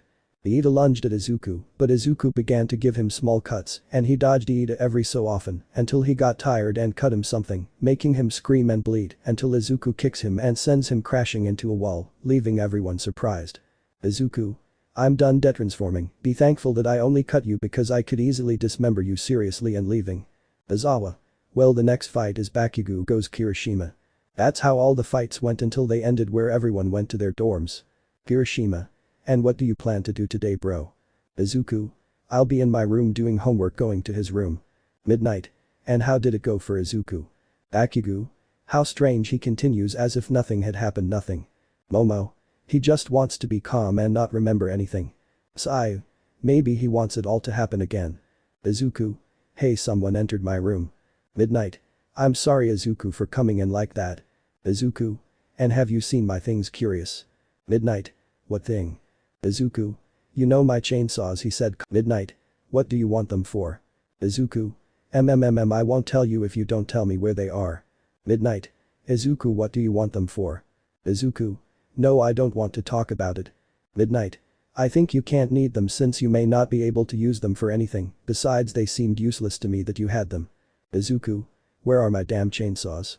Screaming furiously. Midnight. Izuku impact. Izuku. I told you not to come in, that's my room, my things are, tell me where they are, furious and screaming old woman. Midnight. I think they're hurting you with fear, I already threw them away, shocked by how Izuku was acting, leaving those in the room in shock. Izuku. What did you do? Shocked. Midnight. Yes, the garbage men took him away a while ago. Scared. Izuku was in shock by what Midnight said and scared since he needed those chainsaws and just stayed quiet. Izuku. He takes me the furious shit, breaking a plate, bucking Mother Namuri furious and screaming, and leaves the bedroom. Mina. But what's wrong with him? Scared.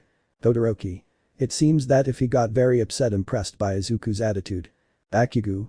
Why did he want those chainsaws? Confused. Mineta. I think Izuku has gone crazier. Midnight. Okay, it's my fault since I entered his room without permission and now holding the chainsaws. Momo. And the question is, why does he want those chainsaws? Confused. Mina. Maybe they are valuable to him. Kirishima. Midnight sensei is fine. Midnight. Yes, I'm fine, but it's the first time he acts like this in his life. I mean, he never yells, or he always respects me, or he never gets angry to that level. Confused. And that Izuku arrives tired, but he had his 3 chainsaws in his hands, and Izuku had a happy smile and goes to his room where he enters putting triple insurance. Kirishima.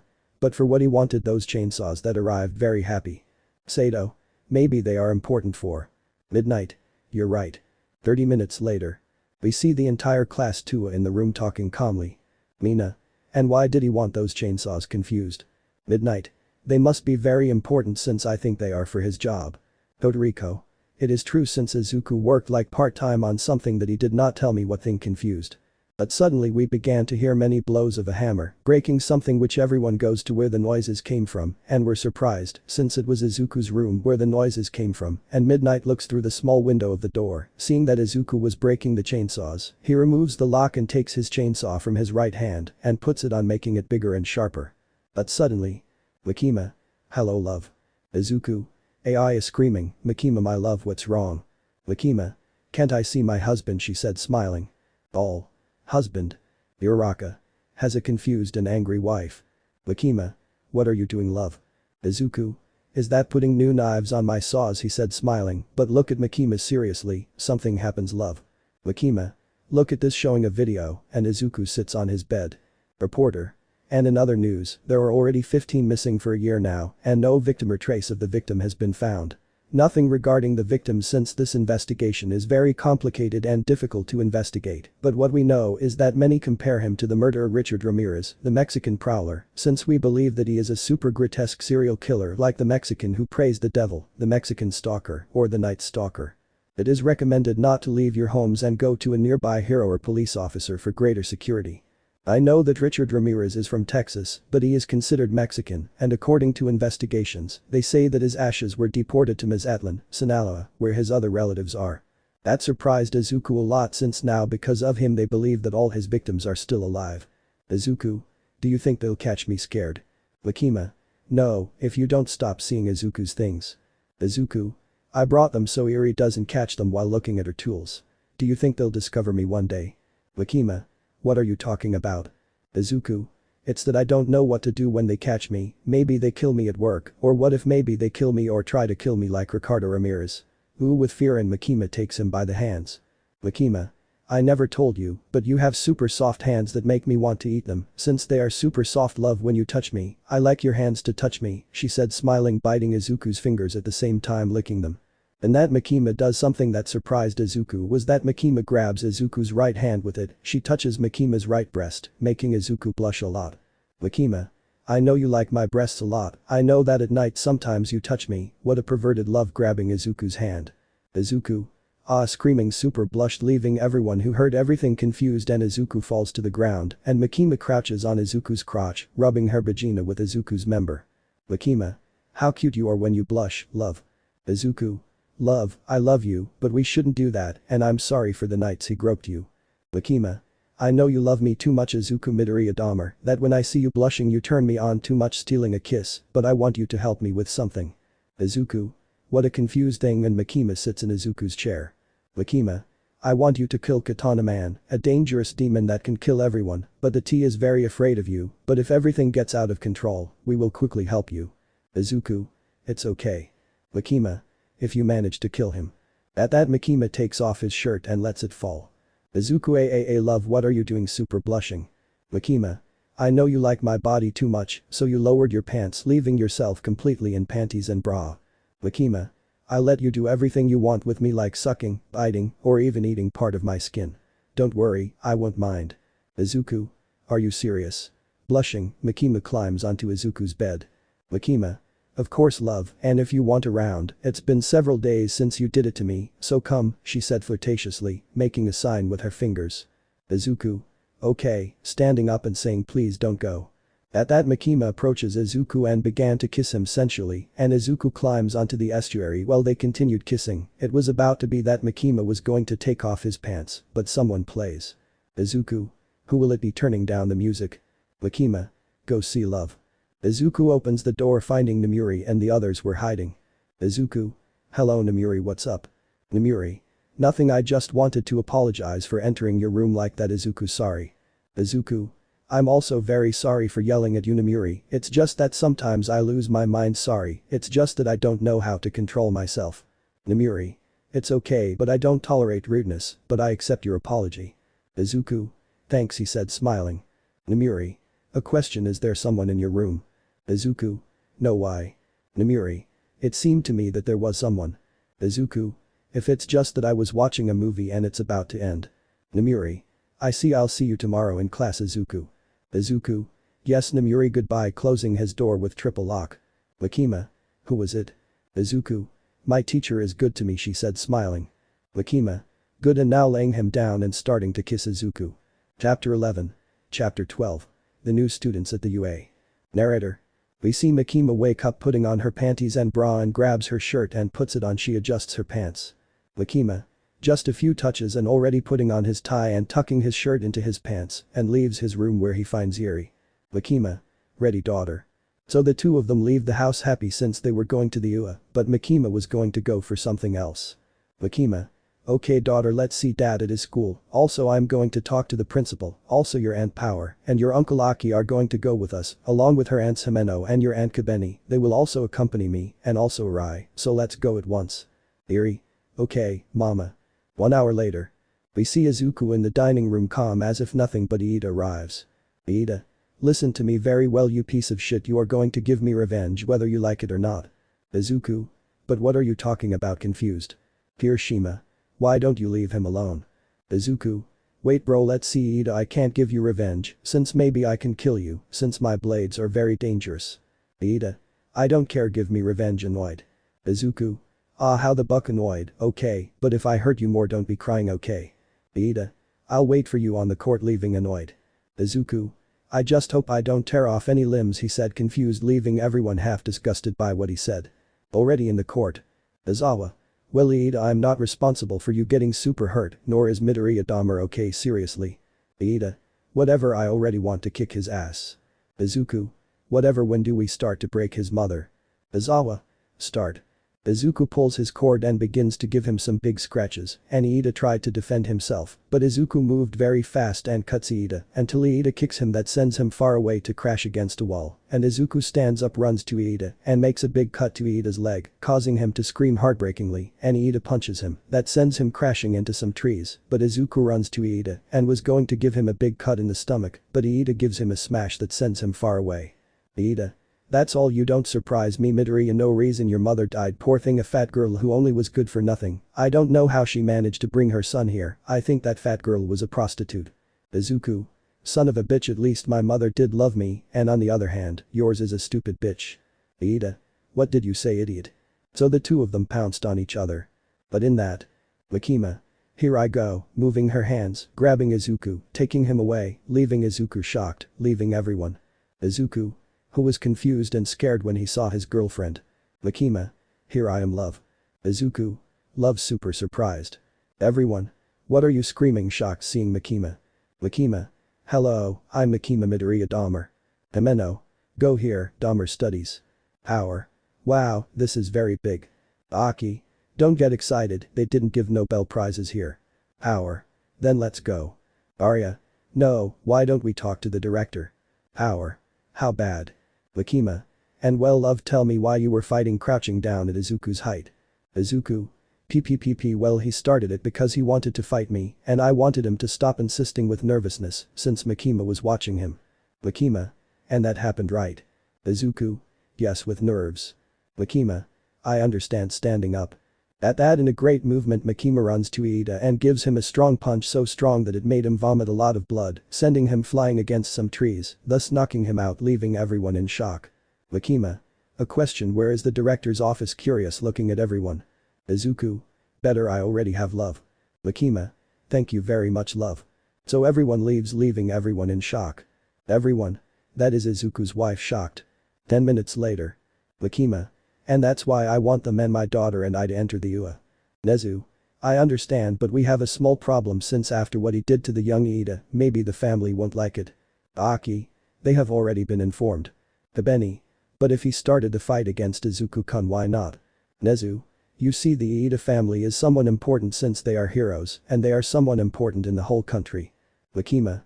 But we also do something very important that maybe you should know by giving it an envelope. Nezu. What is? Makima. Just look at them and you will know what it is.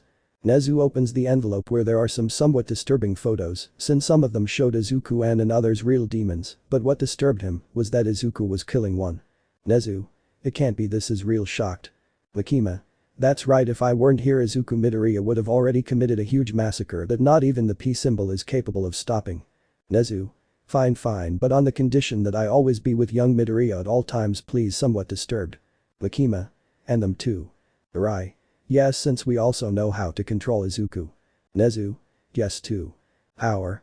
Yes, I'm going to study for the first time. Midnight. So you're the woman who always talks, Izuku, half surprised, and Makima turns around. Makima. Correction, I am his wife, Makima Midoriya Dahmer, and the girl who is outside with Izuku is our daughter, and if someone flirts with her, I will send her to hell, super serious, leaving Midnight scared. Nezu. I suppose you want me to be in young Midoriya's room, right? Power. Can you give me a room for myself? It's that Izuku and Makima book like crazy. Nezu. Okay. Makima. Well, standing up, it was a pleasure to make a deal with you, director, raising his hand. Nezu. A pleasure to make that deal, but please do not walk away from young Midoriya. Makima. Of course not, as if I were crazy. Well, I'm leaving, let's go, guys. Aki. Don't even think you'll take the director, grabbing Power. Power. I want a Sito, crying comically, and everyone leaves. Midnight. What was it that director showed him? Nezu. Something that maybe will kill Shigaraki easily, or super scared by what he saw, drinking coffee by what he saw, but at least he can't do anything to us since we did not betray him, drinking coffee, somewhat scared by what he saw. 10 minutes later. Makima. How nice to be here. Izuku. At least Iri will have 2 houses from now on, hugging her. Makima.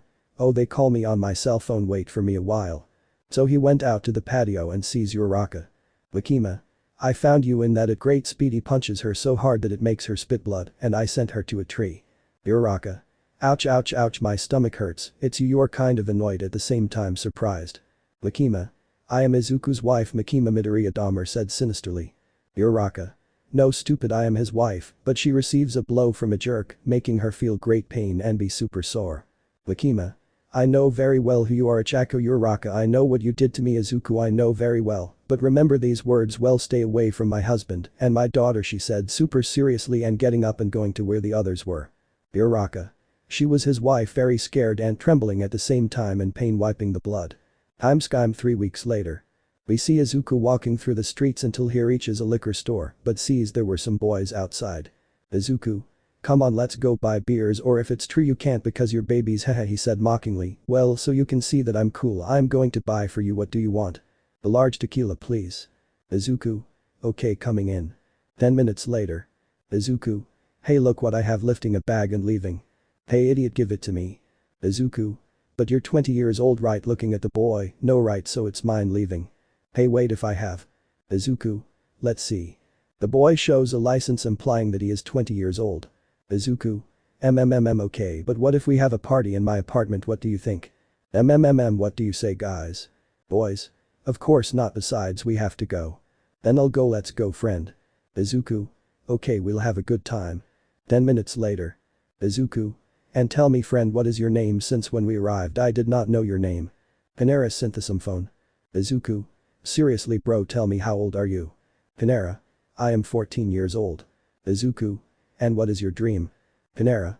I do not have a quirk, but I dream of being someone in life. Izuku. I understand you drinking tequila, being honest I understand you since I did not have any quirk, but I woke it up and now I am a hero. Panera. I congratulate you, but I feel a little sad because I am something else that I have inside, something sad. Izuku. I know what you have inside, do not worry, this will end. Panera. What are you talking about? Confused, but he began to feel very bad to the point that he was dizzy, to the point that he fainted. 15 minutes later. We see Kanera waking up little by little and Izuku was by his side. Izuku. Ah, you already woke up, he said smiling, and Kanera could not stand. Do not worry, I know very well what you are, do not worry, I'm going to get you out of that suffering, don't worry, you won't suffer that much, but I have to do an experiment. Stand up and go to a part of your room, since it was a bit big, and return to your room where you arrived with a drill. Izuku. Let's see what the lobotomy is like and how it works. I want you to be my pet by sitting, putting it on his lap, don't worry, you won't feel anything since the brain is not nervous, so let the experiment begin. So Izuku puts it through his left eye, beginning to drill his brain quickly where Kanera arrived, and Izuku took out and put the drill where he took out pieces of brain where Izuku was as if nothing, and Kanera bled too much, and Izuku grabs a syringe and removes the drill and gives him the injection where Kanera began to writhe as if something was coming out of his body, and Kanera just bled and faints. 1 hour later. We see Kanera waking up little by little where she gets up with all the strength she had and tried to do something, but her brain didn't work and Kanera with the strength leaves Izuku's room in her underwear since Izuku undressed him and Momo, Mina and Jiru saw him. Momo. But what? Jiru. Hey animal, put on clothes. Mina. Who are you? Confused. Kanera. Aya trying to talk and walks a little where she reaches the room and everyone saw them and Kanera was just super stunned and only saw blurry where she tried to speak. Kanera. Aya. Hiroshima. Who is he? Akugu. Who are you? Haminari. He's drugged, I think. Ida. He's super drugged. Kanera only leaves the dorms until she falls down the stairs scaring everyone. 10 minutes later. Izuku. Baby, I love you, I want you to know that I'm going to miss your love the minute you walk out that door, so please don't go singing quietly since he went to buy things, but he gets scared since he saw the whole class there, but what scared him was that Kanera was there on the stairs covered with a blanket that Momo believed. Izuku. What's happening? Approaching. Kanera. Aya trying to talk. Momo. Is that this boy came out from your room, but I don't know what's wrong with him. Uraraka. What did you do to him, Deku-kun? Power.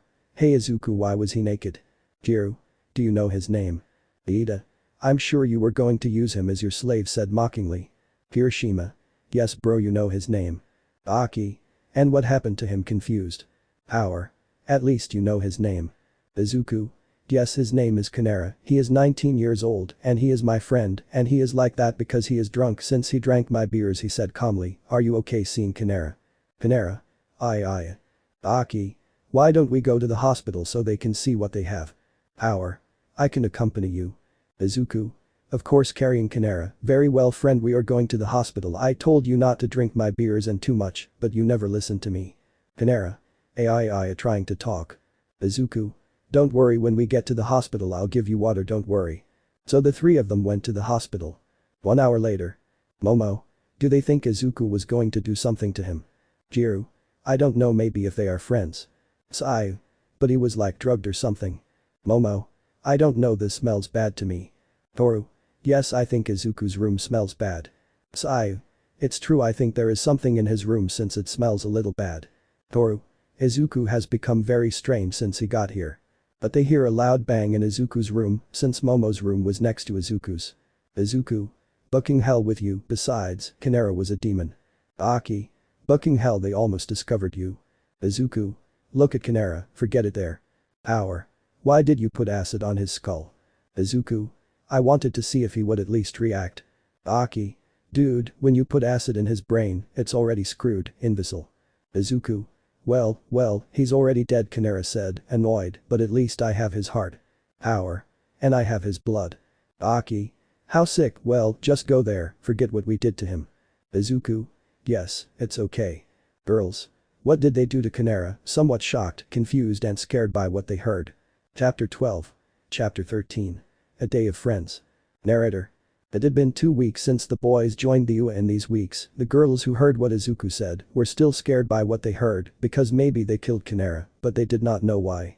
Something that did not let her sleep, and more for Momo since Izuku's room was next to hers and she heard how sometimes some locks or sometimes something dismember or sometimes that Izuku cooks something that scared Momo since she thought that Izuku dismembered Kinera for no reason, and in these weeks Uraraka was super scared of Makima, that's why she no longer approached Izuku since she was very afraid that Makima would kill her in a very horrible way, but that did not stop her and sometimes she tried to get close to Izuku, but Makima always appeared, something that always terrified Uraraka, and that happened in 2 weeks, and what does our friends do now? Narrator. You can see Power, Aki, Himeno and Izuku in their classroom since Izawa had not arrived yet. Power. Hey Izuku, what do you want to do later since we have the night off? Izuku. How about we watch a movie? Power. The one with your ass and ventricular, hahaha. Aki. Not a bucking joke. Himeno. Hey Izuku-kun, why don't you go to work at that clinic anymore? Izuku. They fired me since sometimes there were not enough blood bags, but I don't regret anything.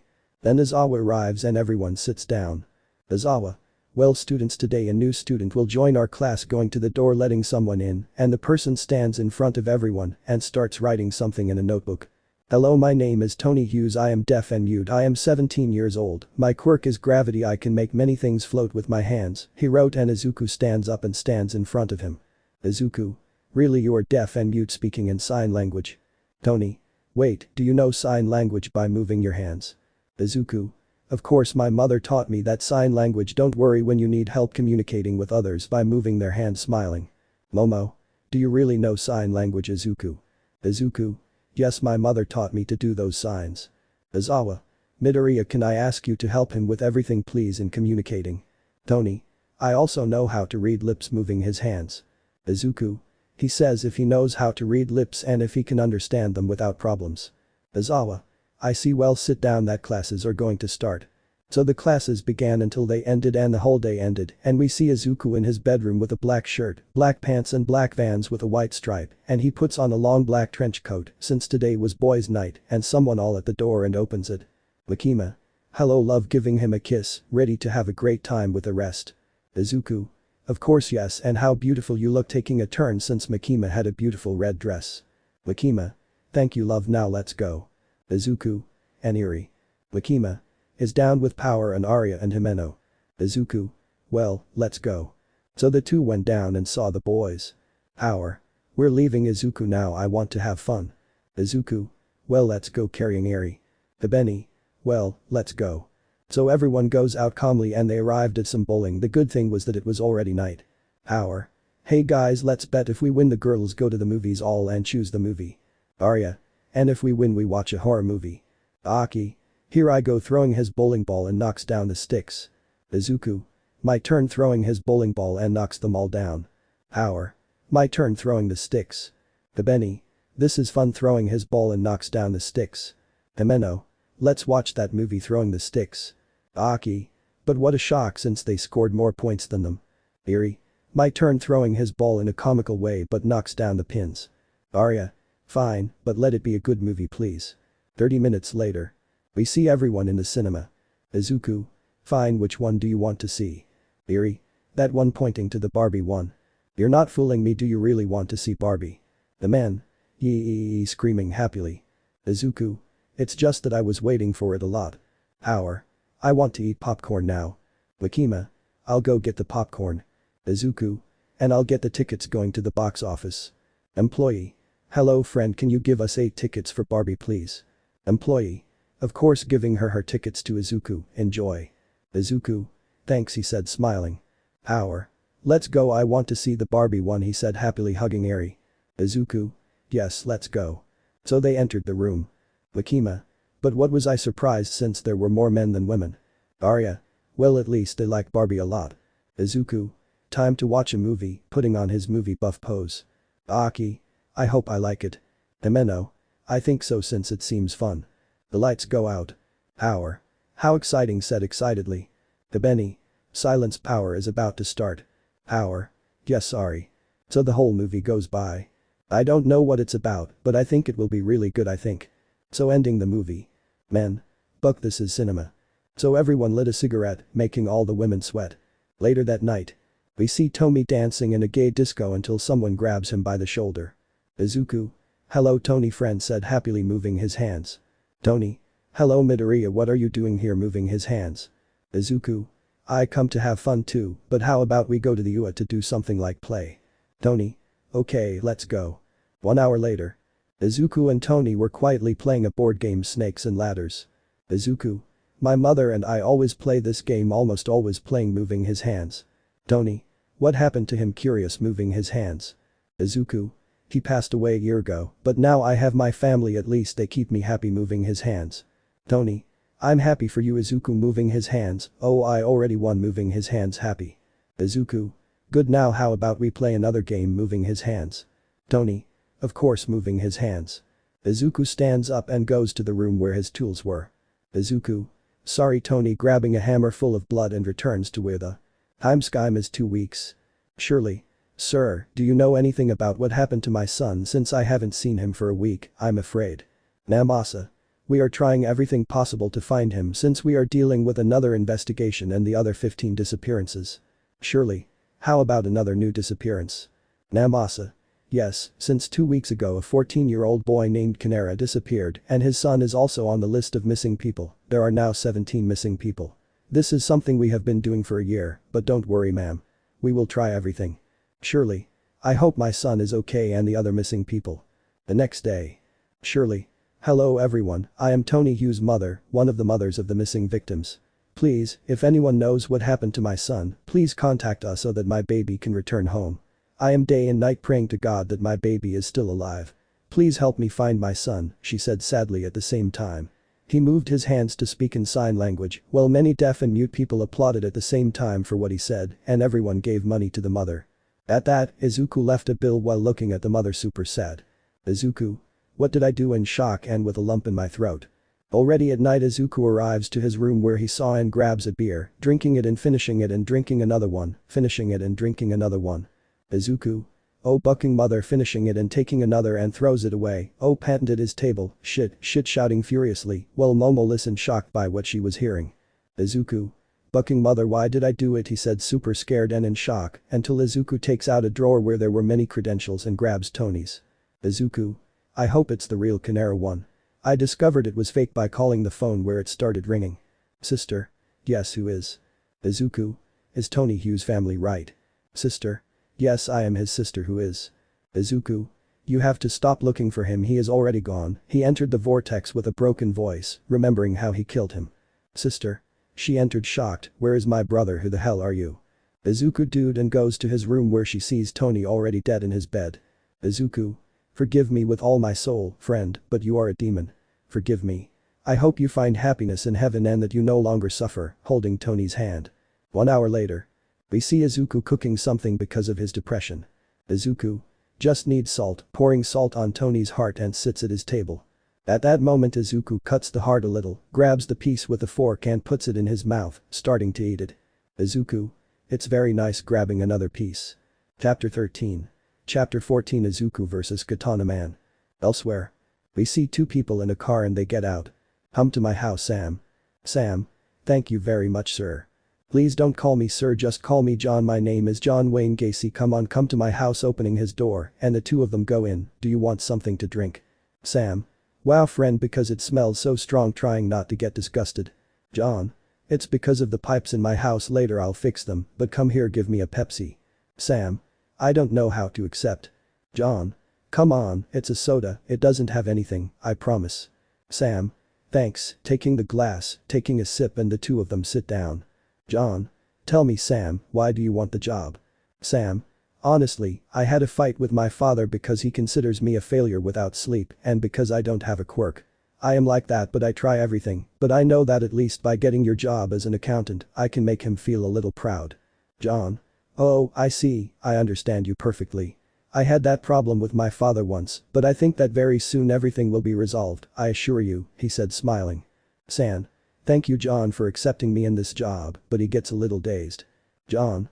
You're welcome. Now you want me to show you a magic trick by taking out a rosary. You're Catholic. Well, I am, tying it with a rosary. You'll see what real magic is. Sam. Move away, hitting him, and he was going to leave, but. John. Where are you going to? Grab him and throw him to the ground, where you kick him so hard that he spits blood. John. You're making me mad, bad boy. Taking off his belt. You'll get your punishment, damn demon, starting to hit him. 20 minutes later. We see John and Sam in the bathroom, but John grabbed Sam's head and put him in the bathtub full of water and pulled it out. Sam. God, please help me, but he is horrified to see John dressed as a clown. John. God can't help you, I am God, he said macabrely, sinking Sam into a bathtub with cold water. By the way, I am Pogo, the clown of God, he said macabrely. Behind me, I watched as Sam's skin turned black and small wings grew out. Narrator.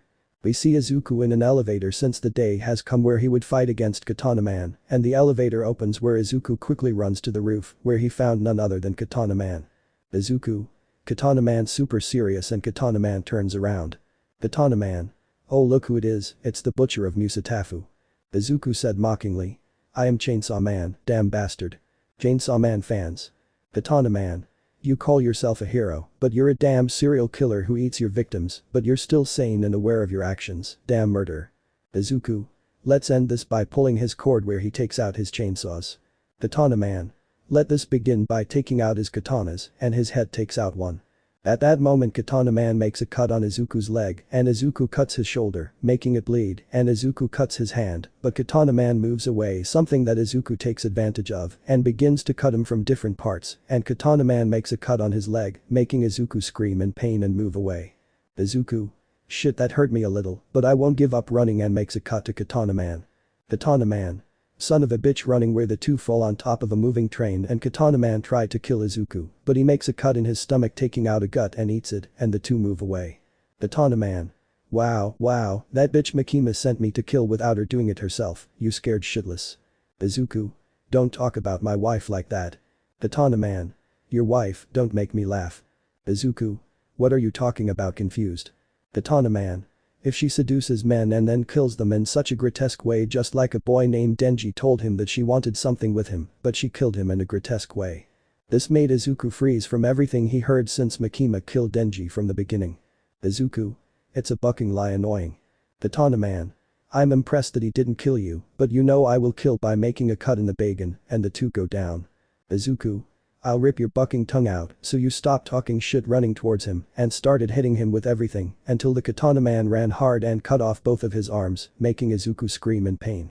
Katana Man. Poor wretch, apart from being a serious murderer, you are an imbecile. Makima is the greatest leader of the demons, she has a large army of many. Izuku. That doesn't affect me, it doesn't hurt at all.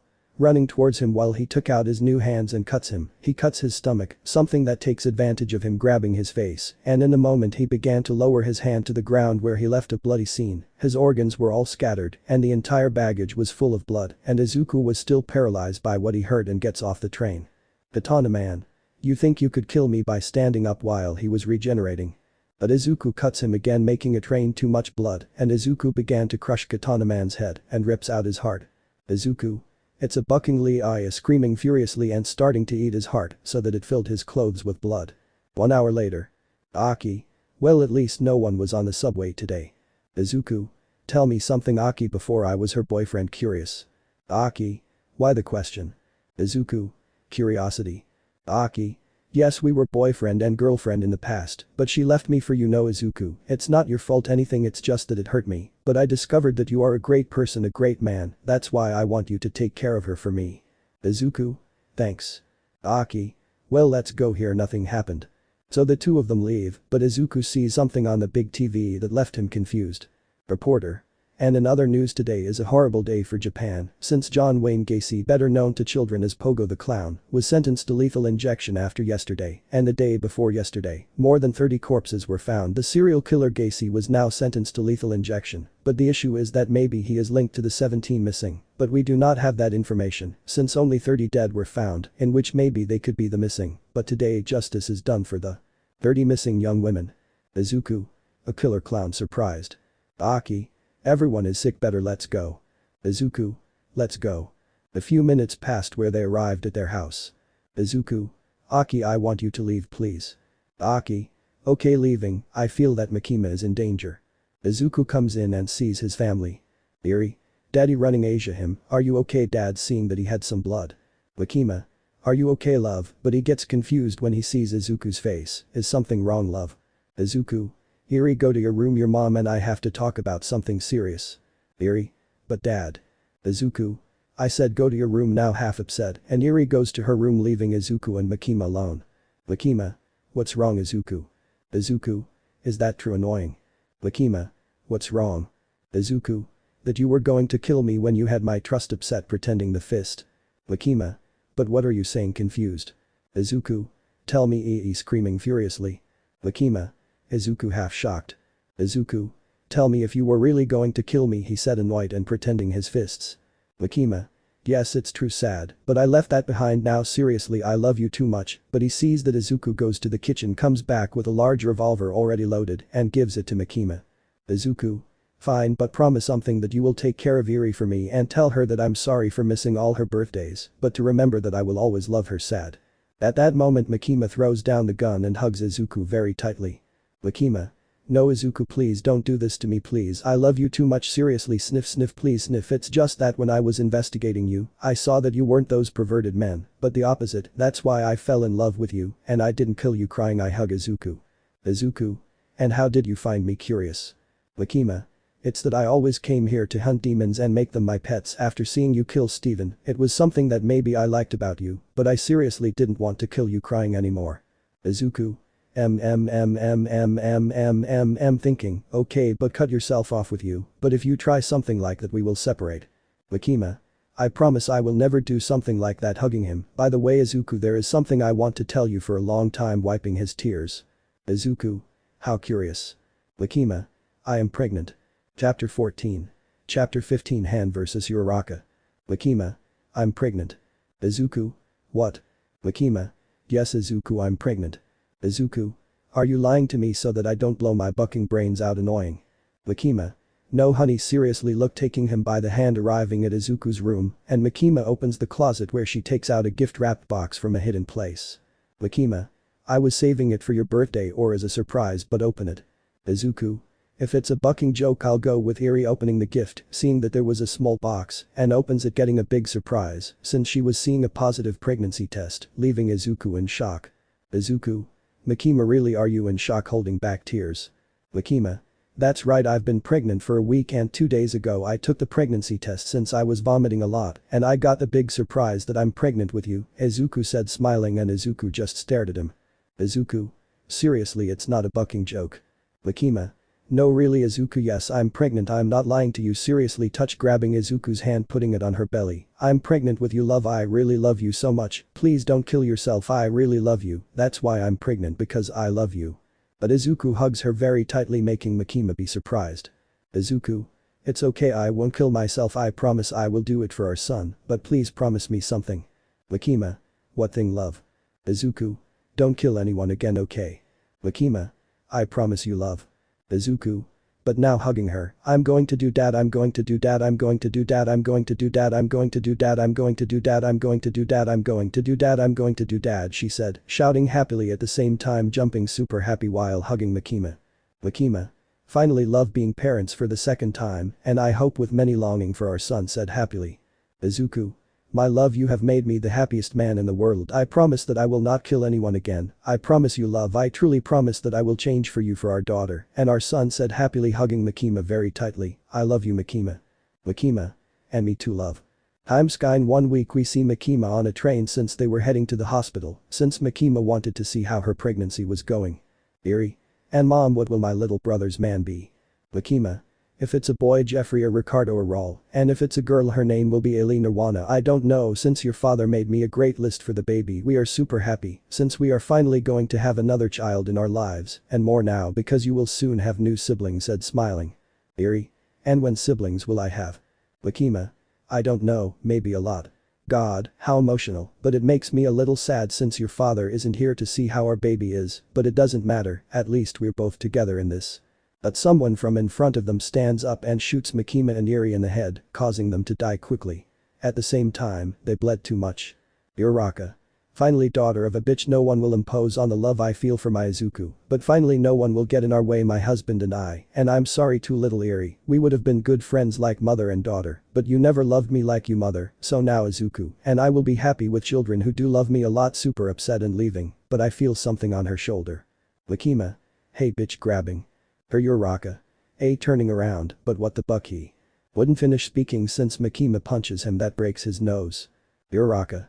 But what the buck, confused, wiping the blood from his nose. Makima. Did you really think you were going to kill me by lifting her up with her powers and then starting to hit her face horribly, killing my daughter? Uraraka. You're the one to blame for all this. You were the one who took my Izuku away. I wanted him back, but you took him away from me. Makima. Did you really think my husband would come back to you after you were unfaithful to him with many men? What a miserable woman you are, and even more so by hitting him, on top of that, killing my daughter whom I love very much by hitting her so that she goes far away.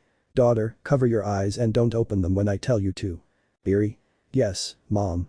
At that, Makima began to make poses with her hands. Makima. Returns to miserable hell.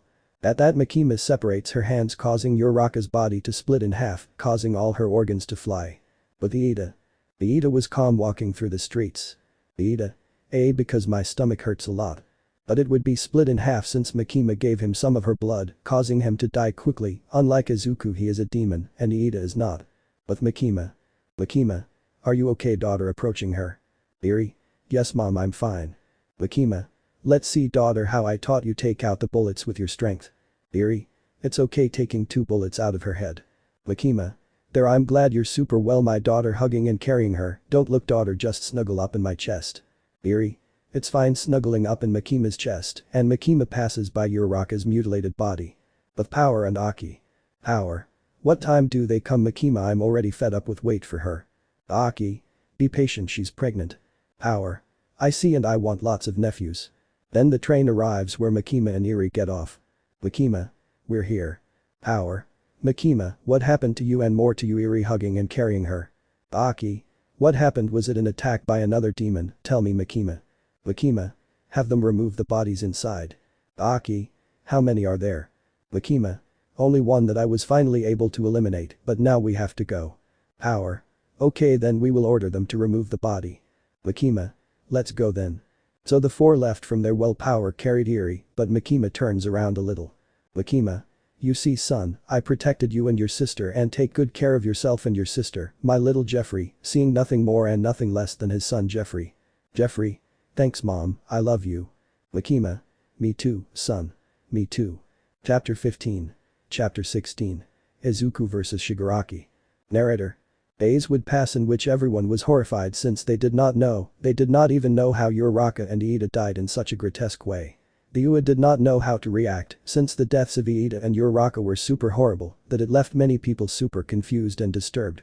In these days, everyone congratulated the Dahmer family since Makima gave the news that she was pregnant. All of Izuku's friends had rejoiced since finally Izuku's happiness would increase a lot, and in these days all of Japan was super terrified since they never found Izuku's victims, only those of John Wayne Gacy. This terrified Japan a lot since there was a serial killer on the loose. This put all of Japan on high alert since they did not know if he would attack at any moment. In these days, Izuku stopped killing and leaving his obsessions forever, since now he wanted to dedicate himself to taking care of his family, and he would never teach all that to his children, not even Eri, since he loves her very much. That's why she put all her obsessions aside, and these days the UA was a little scared with the issue of Uraraka and Iida, since they never thought they would die that way, and they were more worried about Tony, since he had disappeared in a super mysterious way, since they didn't know anything about his whereabouts, they tried everything possible to find him but nothing. No clue about Tony, and these days Izuku was training in case the League of Villains attacked at any moment, that's why he trained super hard, but what he didn't know is that he was awakening a super great power that maybe he can use for the battle against Shigaraki, and these days Makima was following all the treatments for pregnancy, especially if a demon is born in Asia, anything in pregnancy, practicing yoga, eating healthy, taking care of her stomach, etc. And Izuku always helped her with all of that. At the same time he took care of her and was attentive all day long in case of any problem with the pregnancy. He was always attentive to Makima, and our family had a great time. And what do they do now? Narrator. We see Izuku in his room watching TV, super attentive to the news, and Makima enters the room. Makima. Well, now Eri can sleep until she falls deeply asleep lying down next to Izuku, covering him up. Since Eri is asleep, how about caressing Izuku's chest? But look at Izuku's face. Makima. Something is wrong, love. Izuku. Look, pointing at the TV. Reporter. And in other news, the 17 missing people have not yet been found. The police consider this investigation to be impossible to investigate, but they will still continue searching for the 17 missing people, since when John Wayne Gacy's home was searched and the 37 victims were found, none of the 17 missing people were found. And in other news, many African American and brown communities joined together to find the 17 missing people along with the police who search every corner of Japan. Some consider this to be something horrible, like the case of Charles Manson, who disappeared innocent people and then murdered them. The case has panicked Japan. It is recommended that you do not leave your house and go to the police or a hero. Makima. And what are you going to do now? Izuku. Maybe turn myself in for everything I did. Makima. But you would be in jail for many years, to the point that you will never get out of jail, and you will miss out on everything, the birth of our children, you will miss out on how our children are growing up, you will miss out on all of. Hugging him. Don't do it, please, don't give up. Izuku. No honey, I don't think about abandoning you for anything in the world, not even my daughter, but I have to pay for everything I did. I don't know what to do, since I regret everything I did. Sad, hugging Makima. Makima. I know they were young boys, but understand they were demons, love, but you did the right thing, since now they are resting in heaven, so don't feel bad, since now they are in heaven resting from their suffering. Izuku. Yes, you're right. 3 in the morning. We see Izuku in his backyard drinking a beer, quietly looking at his lawn. Izuku. I know I did so much harm to all the families that are looking for all my victims, having a beer, getting lost in his thoughts until something came to mind. Izuku. I know this will be very horrible to know the sad truth of what I did to my victims, and I think all the families will feel bad, but I have no other option to let them know once and for all. Going to the garage where he takes out a shovel, well, to dig. The next day. We see Izuku going to his school, where he arrives at his classroom, but sees that everyone was looking at their cell phones, super shocked and with traumatized faces. Izuku. What happened, guys? Confused. Hiroshima. Bro, look at this, passing him his cell phone. Reporter. In other news today, these 17 barrels were found that many police officers saw their contents and saw that it had rotten meat, bones, organs, etc. And that the reporter shows some images of one of the barrels they found. Izuku. But how surprised. Reporter. Sadly, the 17 victims who disappeared and were never found, since each barrel had an identification with the name and age of the victims. And that you show some images how some forensic doctors in special suits take several barrels, leaving Izuku shocked. Reporter. This day today, June 2nd, 2022, will be remembered as the worst discovery in the history of Japan. Izuku. Seriously, that happened? Hiroshima. Yes bro, but they already started calling him in very horrible ways. Izuku. And what did they call him? Hiroshima. The butcher of Musatafu, or the cannibal of Musatafu. Izuku.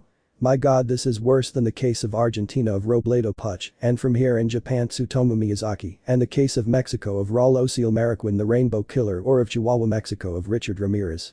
Hiroshima. The worst thing is that not a fingerprint or a small clue of the killer was ever found. That's when Izawa enters. Izawa. Well, sit down, going to his desk, and everyone sits down. I know that everyone knows today's news about the blue barrels that are they found them on the beach, and I, the director, and Midnight went to see everything, and unfortunately we discovered a horrible truth at the same time. Sad, and maybe it will shock them all. Mina. Who is Professor? Izawa sighs. Unfortunately, Tony was one of the victims of the butcher of Musatafu, seriously leaving everyone shocked. Momo. That really is joking, right, Professor? Shocked. Izawa. The doctors already gave all the names of the victims of the butcher, but what shocked us was that Tony was there, but what left us in shock the most was that the doctors told us that all of them were missing many organs, and it seemed that whoever did this was trying to eat the bones, and even worse, was that many bones and several organs were missing from all the victims. Seriously, leaving everyone shocked by the news, leaving Izuku sad for what Hoyo. Hiroshima. And what will we do? Izawa. The UA plans to make a large mural or tribute to Asia, all the victims of the cannibal and more for Tony, since it was something tragic what happened to his family. I know that Tony's news is shocking, but we're going to do everything possible to catch the bastard who did all those horrendous and perverse things. We'll put him in Tartarus so he pays for everything he's done, seriously leaving Izuku sad for what he did to all his victims. Timeskine 1 week later. We see all the heroes gathered in a large room. Endeavor. Well, today is the day the villains are going to fall once and for all. Mirko. And what are we waiting for, let's go at once. So they all went to the forest where they arrived at a huge mansion and entered quickly but saw that there was no one there. Mountain Lady. But where is that idiot? But then they see a person come out of the darkness who was Shigaraki. Shigaraki. You know, betraying Izuku was the worst bucking idea we had, but I will be the new symbol of evil, and now all the heroes are going to die and Izuku's head will be my trophy. And that Shigaraki began to disintegrate, making everyone run, leaving a huge hole in the ground. Shigaraki. Finally my revenge will be mine and I will kill everyone, he said macabrely. And that he saw Izuku in his demon form, but with the difference that he had his super demon form with his metallic skin and his super long and large chainsaws, and his arms had 2 chainsaws. Izuku. Now, you're going to die, hickhead. Turning on all his chainsaws. Shigaraki. It will be a great pleasure to kill you, damn monster. Izuku. I am Chainsaw Man.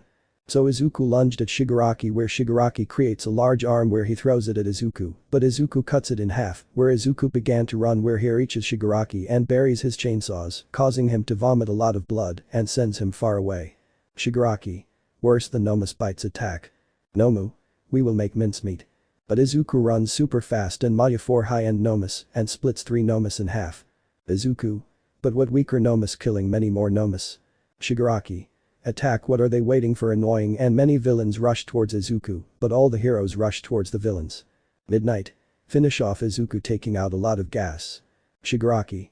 I'll kill you, damn, disintegrating the ground, worse Izuku cuts his throat, making him vomit a lot of blood. Mirko. Damn guys, you are really strong, kicking a villain. Izuku. I think I'll bring out my strongest form. And that Izuku's skin becomes super hard and his chainsaws become very long and super sharp. Shigaraki. I'll take that, Quirk taking out his tentacles, but what horrified him was that his tentacles do not pierce Izuku's skin. Izuku. What do you expect, asshole, I am the strongest of all, son of a bitch. And that Izuku began to cut Shigaraki from all sides, which Shigaraki tried to attack Izuku with his multiple quirks, but Izuku attacked him super fast. But everyone who watched Izuku's fight was disturbed, was that Izuku took out his guts and some organs that he sent them flying, causing many to vomit when seeing that scene, and Midnight vomited super hard from seeing that scene. Izuku. Do you like, bitch, how I kill you by cutting off your arms? Shigaraki. I screaming heartbreakingly, and his arms grow, now if will dee. And that Shigaraki creates a huge ball of energy that sends Izuku flying. Almight. Young Midoriya, but a tentacle pierces him, making him return to his skeletal form. Shigaraki. You shut up, shit, when you killed Izuku's mother and she never got involved in all this, how stupid you are, idiot, annoying, leaving everyone shocked. Almight. I know that I made that huge stupidity, but at least we have Izuku who is always on our side. I would not finish speaking since Izuku gives him a strong punch that ripped his head off his torso and his head flies. Izuku. I already knew it because he's planning my revenge, but thanks for telling everyone with a super demonic voice. Shigara. And I'll take you to your bucking mother. But Izuku began to cut him from everywhere and Shigaraki tried everything to disintegrate him completely, but he was horrified since it did nothing to Izuku, and Izuku began to remove all of Shigaraki's organs, taking a lot of blood, and everyone had finished off all the heroes, but they looked at Izuku as he was massacring Shigaraki, which everyone was vomiting seeing all that. Shigaraki. Son of a bitch. He would not finish speaking since Izuku pierces him with his 4 chainsaws in the heart, causing him to scream in pain. Izuku. I am Jeffrey Dahmer. At that, Izuku rips out his heart and eats it in one bite, causing many to be disturbed to see that, and many vomited seeing that. Izuku. Finally it's all over, he said macabrely in his super demonic form. Destro. Piece of shit, you ruined my plan, damn shitty brat. But Izuku would split him in half, traumatizing everyone. Izuku. I finished walking, but he fainted from exhaustion. At the same time, he transformed. Final chapter wedding. Narrator. We see Makima and Eri in the hospital room where Izuku was and they were calm looking at Izuku. Makima. And that's how I met your father-daughter. Eri. Really you did all that? Makima. Yes, because I loved your father very much and even more because he made me the happiest woman in the world, since now I am waiting for your brothers who will be born very soon. Eri. And what will my little brothers be called, Mom? Makima. I already have all the names for your brothers Theodore, Ted, Raul, Jeffrey, Ricardo, Charles, Daniel, Robledo, Gumro, Tsutomu, Emilio, Francisco and Goyo. Eri. Seriously, those will be their names.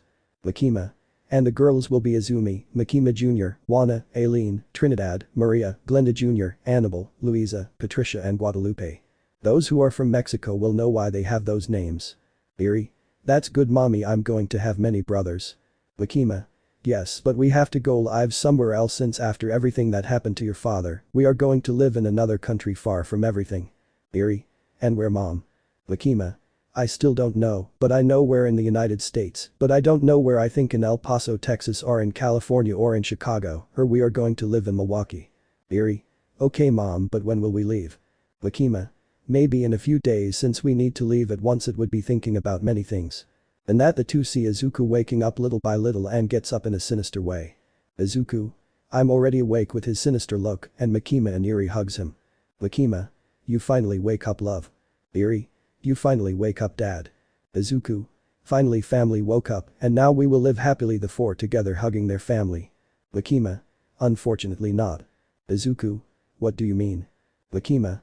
You see, when you did all those things, many of the families will not rest until they find your whereabouts since it affected them too much. That is why we have to go to another country. I was thinking about Mexico, Argentina or the United States. Izuku. I prefer the United States since I always wanted to live in the United States, but don't worry, soon we will visit Mexico and Argentina, smiling, giving him a kiss. Makima. I love you. Izuku. I love you, Makima, and when will we leave? Makima. Tomorrow, since maybe they can quickly discover that you are the one who did all that. Izuku. But they can go Power and everyone. Makima. Of course, since they are our family, smiling. Izuku. I hope that from now on everything is very happy, smiling, hugging his family. The next day. Izuku. And that's why now I have to go to the United States since they offered me a hero job as the new symbol of peace of the United States and maybe Mexico and Argentina. Nezu. Oh, I see, it's okay, young Midoriya, if it's your decision it's fine anyway. You are the best student of all and the best hero, that's why I want to give you this. Taking out a small box from his desk, take. Izuku. What is this? Taking the box. Nezu. Open it. Izuku opens the box, curious, and was surprised since there was a shiny gold medal that said the best hero. Nezu. For the best hero that you are, young Midoriya. Izuku. Thank you very much for this detail. I promise that I will never forget it and I will never forget bending down and hugging him tenderly. 40 minutes later. We see Momo in his room, their calm student, until someone knocks on the door. Momo. Oh, Shoto, getting up. I'm sorry I wasn't there all day, love, is that I was studying. Opening the door, but it's a big surprise. Izuku surprised. Izuku. Hello Momo, can we talk? Momo. Sure, letting Izuku pass, and Izuku sits on his chair next to Momo. What brings you here? If it's because you're going to the United States, I wish you all the luck in the world. Izuku. Thanks for that, but I'm not here for that, rather I wanted to talk to you about something very important. Momo. What thing? Izuku. You suspect me, right? Momo. What are you talking about? Izuku. What I did to Konrak, right? Momo. I don't suspect you. Izuku. You know, I'll tell you if he kills him, he said, seriously surprised to Momo. Momo. Really, you killed him with fear? Izuku. Yes, since you know what I am, true, I am a demon who kills other demons. That's why I had to kill Konrak, because in his soul I saw enough, so much that his soul asked me to kill him once and for all. That's why I killed him, and you know, getting up, I also killed the 17 people, they were also demons, so I did them a favor and their Momo Izuku souls. I don't know how to react, I don't know if what you did was right or not, a little shocked. Izuku. Just don't tell anyone what I did to Konrak, and if I tell you it's because I trust you a lot, because you're my best friend. Seeing and gives her a kiss on the cheek. See you, take care, have a beautiful life, and if you want to visit me, my house is your house, goodbye, see you soon. Leaving the room, leaving Momo super surprised by the big revelation. 1 hour later. We see Izuku at his house, but someone knocks on the door. Izuku. I'm getting up and going to the door and he opens it. Oh hello Glenda, how you're smiling. Glenda. Hello Izuku, I found out that you are going to the United States. Izuku. Yes, since they offered me to be a hero there in the United States, that's why I don't plan to waste it. And what brings you here? Glenda. I'm going to the center where they're raising a lot of money to build the great monument for all the victims of the butcher of Musatafu. Izuku. I see, you know, I also donated for the victims, but I feel like they'll never catch the bastard. I just hope Jesus kicks the butcher's ass. Glenda. Yes, I hope so too, but what I came for is to give you this by giving you a heart necklace. Take it, son, it's so you never forget how much I always loved you. Smiling. Izuku.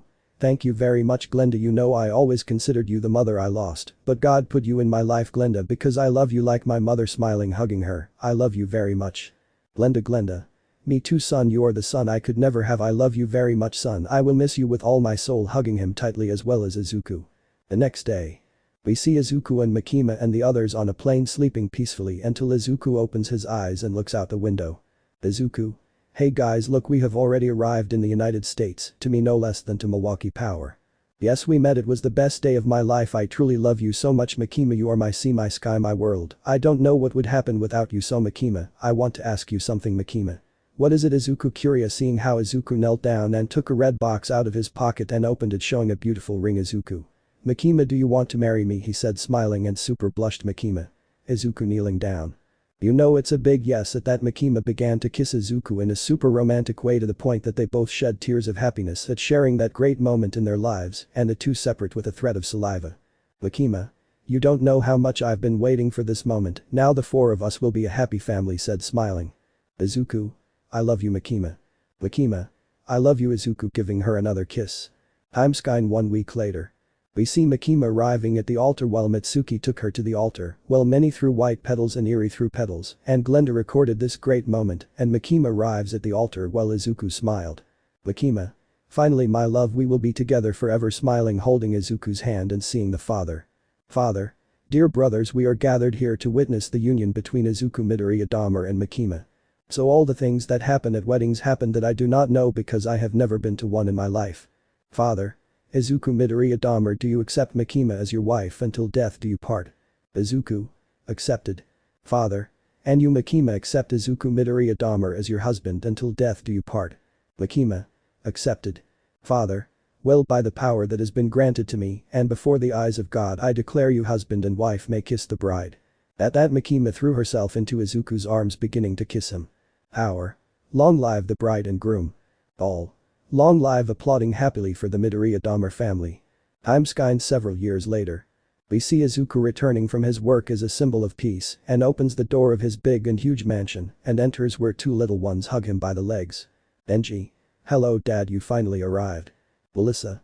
You finally arrived, daddy, they said, smiling, and Izuku carry them. Izuku. Hello my little ones, carrying them and hugging them. Makima. Welcome home, honey. Izuku. Hello love, going down to his children and giving Makima a kiss. How are my children? Makima. Come look, taking Izuku to the huge room where there was a baby crib, and Izuku look, they are a smile at his children. Izuku. But how cute they look, Evan and Emma smiling, caressing their heads. Makima.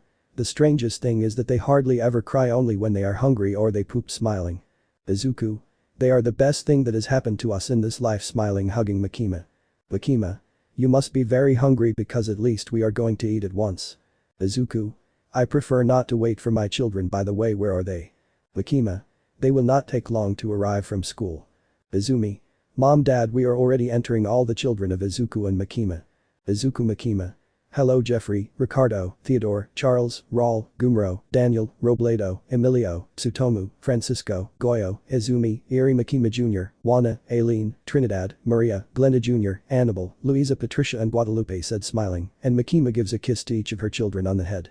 Izuku. Makima. How did it go? Daniel.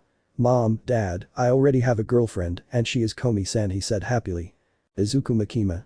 Seriously, smiling and surprised. Guadalupe. Yes, and they kissed in front of us. Izuku.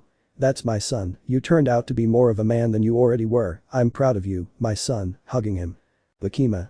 Congratulations my son, finally you have a girlfriend just like your brothers, since Theodore has Namari, Charles has Power Jr., Jeffrey has Marin, Ricardo has Yuzaki, Raul has Nagatoro, Gumro has Hanabi, Emilio has Tomo, Robledo has Tajina, Tsutomu has Mai, Francisco has Kauko, and Goyo has Yamada. Boys. Welcome to the club, brother. Izuku. And when do you think about inviting her to welcome her to the family, Midoriya? Daniel. Soon Dad said smiling. Makima.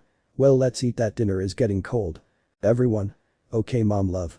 So our family went to dinner, super happy to be sharing this moment as a family, and Izuku finally lived happily and even more, because he had everything he had wanted and more, because he was married to the love of his life, despite the fact that he took the lives of his victims, he no longer lives with him that guilt, since he saved those victims from eternal suffering for his victims, and everything became happy again for our green-haired man, and they lived happily ever after. In real life, a monumental park was never built in the Oxford apartments for the victims of Jeffrey Dahmer. Dedicated to the victims of Jeffrey Dahmer, may he rest in peace. They are all in heaven, far from this cruel world, and are living in peace and harmony. May the 17 victims of Jeffrey Dahmer rest in peace. Ramirez. Monster, the story of Izuku Ramirez. The story will be connected to America Horror Story and one more thing. This will be Izuku's harem. Story progress. Brooke. Please don't do anything to me in fear. Izuku. You think it's all annoying. Brooke. What are you talking about? Izuku. You think that's all? Brooke. Please don't do anything to me, please, I beg you, please, I swear, I promise to be whatever you want. Izuku. You swear annoying. Brooke. Yes, I swear that if you want me to be your bitch, I'll do it with fear. Izuku. Swear to Satan furious. Brooke. I swear with fear. Izuku. Well, now pulling Brooke where he takes her to the living room and throws her to the floor, you will be a great sacrifice, taking out his knife. Brooke. No, kicking him away a little and runs to the kitchen where he grabs a pan and hits Izuku in the face, making him scream in pain. Izuku. Damn bitch furious, grabbing his knife, but Brooke gives him another blow that makes him bleed. Brooke. Stay away from me, damn monster. Neighbor. Hey, is everything okay, Brooke? Brooke. Call the police quickly now, screaming, holding her pan tightly. Izuku. This is not over, bitch, remember my name, bitch, I am Izuku Richard Ramirez, the Night Stalker, running out of the house. 3 hours later. We see Izuku in his hotel apartment, Cecil wiping the blood off his face. Izuku. Daughter of her bitch gave me a hard punch, daughter of a bitch, speaking in Spanish, wiping her face and going to bed. What do I do now, since I'm already bored of this day to go around killing guys that found me boring? Besides, the bucking Chota is maybe already in the place where I was about to buck that bitch, bored looking at the ceiling. But suddenly her cell phone seems to ring and looks at it. Izuku. Wow, my brunette will take away my boredom, she said, smiling and answering. Hey Mirko, how are you? Mirko. What have I told you that when we call each other on the cell phone? Izuku. Sorry Rumi, it's the custom, but what happened is your jealousy, right? Rumi. No idiot, I called you to see if you want to go see a movie. Izuku. Okay, since I have the night free, and where do we meet? Rumi. In the center of the city, do not arrive late. Izuku. Of course not, I always arrive early. Rumi. Well, I will wait for you. Izuku. And when will you invite your friend, the blonde who has short hair but with a long part? Rumi. Her name is Ryuko and I don't know when she has time, but come to the center quickly, I don't have all your time. Izuku. Of course I will, and I love you, said flirtatiously blushing Rumi. Rumi. TSK, idiot hanging. Izuku. Today it really heated up, I think that very soon I will follow the Ramirez lineage. It would be really shitty if one of my children was named like me, but what am I saying, we just buck, we don't even love each other, or maybe she loves me, I don't know, then I will declare myself to her and her friend, and then we will buck like crazy, grabbing his leather jacket and fixing his long hair and leaving the room. Extra. I'll take care of your room again, Ricardo. Izuku. Normally they call me Richard, but it's okay to give him a coin, take good care of my fourth mood, dude, and already calm down on the marijuana because you stink a lot, by going and getting into his Toyota and starting to drive calmly on the streets of Japan. Izuku. Honestly, Japan is a bit like Ciudad Juarez and El Paso, Texas, and all seeing the city, I better put on some good songs. So putting her dances alone. Izuku. What a good song, Pudding. Izuku. Oh divine love, you have to come back to me soon, singing happily, how I love you my little one, my damn tasty brunette, there I go driving faster. To be continued soon. Narrator. We see someone exiting an alien ship. In that person began to see the entire North Pole while walking super calm and watching the sky super thoughtful, while his cape moved thanks to the wind that was there. You're scared, right Izuku? Izuku. No Kara, I was only thinking about crypto and more about my mother. Kara. I know you miss her too much, but you have me smiling. Izuku. I can't do it since I feel like I don't deserve these powers that my parents gave me, upset with him. Kara. That's what you really think, right? Izuku. Yes, since I'm a bucking failure, I'm a bad boyfriend at the same time a bad father to our daughter, annoying. Kara. You're not like that, Izuku. You only think that because you're afraid. I know you're afraid that the same thing that happened in crypto will happen again. Izuku. No, it's not that, but I feel that I'm not worthy of all this, much less of this suit that belonged to my father. Hara. These suits were given to us by our parents before they died to protect our home, which is the earth. That's why we are the successors of our parents. Izuku. I know, but I feel like I'm not the right one or a great expert like my parents were. Since I don't know, I feel like I'm an idiot. Hara. Izuku, you know what this symbol means, pointing to his chest, blushing a little to Izuku. Izuku. It means hope. Hara. Exactly, love. Maybe you feel like you are nothing but always have hope in everything. I know that Kaido was our home, but now we have everything we always wanted. We are a couple. We have Eri, our daughter, the daughter we always wanted when we were in that damn bunker, and we have each other. Touching Izuku's face. Do not be afraid, because if we are here, you will not be afraid since we are together. The three of us approaching him, standing in front of Izuku. Izuku. But I'm afraid that it will happen again, that the two of us are locked up again in a damn bunker for 10 years and that they take blood or do experiments on us, and more to my daughter, who sometimes blamed me for not being able to remove the kryptonite that was embedded in my necklace to help her, my daughter, and you, and also. I would not finish speaking. Kara gives him a kiss that Izuku corresponds, somewhat blushing, but Kara kissed him in a super romantic way, since that kiss expressed all the love she felt for her Izuku, and the two separate but a thread of saliva united them. Kara. I know you have those thoughts in your head, but you are not to blame for everything. Rather, you are a great hero since you saved me and took care of me a lot when we were in the bunker, and more to our daughter. That is why now we are a family, because you are the best man of all. You are Izuku. Midoriya Kent, you are Superman. Smiling, kissing Izuku again, and the two separate with a thread of saliva. Izuku. Thank you for those words, my love. Giving him another kiss. I love you very much. Hara. I love you too very much, my love. Giving him another kiss. Will, are you ready? Getting into pose. Izuku. Yes, I'm ready. Getting into pose. Hara. Now. So the two began to fly, but Izuku flew somewhat crooked but began to control his way of flying until he began to fly super straight, making Kara smile. Izuku. Kara, love, I'm grabbing it, said happily. I'm grabbing it, flying happily. Kara. Don't stop, my love, flying higher, but Izuku began to plummet, love flying Asia Izuku, and was already going to grab it. But suddenly Izuku goes shooting Asia the sky. Hara. Izuku, silly, you scared me, flying Asia Izuku, where the two were flying super even, and Izuku looks at Kara and blushes at the beauty that his girlfriend gave off. But suddenly Izuku loses control and began to plummet, where he collides with a mountain, splitting it in half. Kara. Love, running Asia Izuku, it's okay. But see that Izuku comes out of the rocks calmly without a scratch. Kara. Are you okay, my love? Izuku. Thanks, Kara, for always being with me, and thank you for being my wife. Smiling, closing his eyes, remembering how they met as children in crypto, and hugs her. You know I've never told you, but I love you so much that you always make me blush. Smiling, blushing Kara little. Kara. And I also get jealous when some girls die, since you are the perfect man at the same time super handsome. Izuku. I love you. Kara. I love you too, giving her a kiss. Already at night. We see Izuku and Kara returning to their apartment. Where they arrived, they opened the door and Kara sees something that made her smile. Kara. Look, Izuku. Izuku. What's wrong? But he sees that Eri was on the couch super asleep. Izuku. He was waiting for us all afternoon, surprised. Kara. What a good girl our daughter turned out to be. Even though she is not our daughter by blood, she is the best thing that has happened to us in life, caressing Eri's hair. Izuku. I will take her to bed in her room, carrying her where he takes her to his room, where he puts her on his bed, cuddling her at the same time he covered her and gives her a kiss on the forehead, and leaves his room where he goes to his and sees something that would make him blush. He sees Kara with a paw, sleeveless and only in panties, and lies down next to her, hugging her from behind. Izuku. I regret saying all those words, love, is that I'm a little nervous that all that happens. Kara. Don't worry, love, it's normal to be afraid, but it's all over now, we're happy. Smiling, turning around. Izuku. You know I never told you, but you really are. Kara. I know, incredibly sexy and attractive, that's why you're always jealous when we go out on the street. Smiling, but Izuku climbs on top of her. Izuku. Not only that, but you are really beautiful, that every time I see you my heart beats for you, and I always want to have you by my side.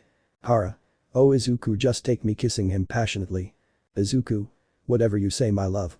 Let me know in the comments below if you guys want the next part. Also check out my other video that has been shown and left. Thank you for watching. If you enjoyed this video, please like and share this video. And have a fantastic day. Bye.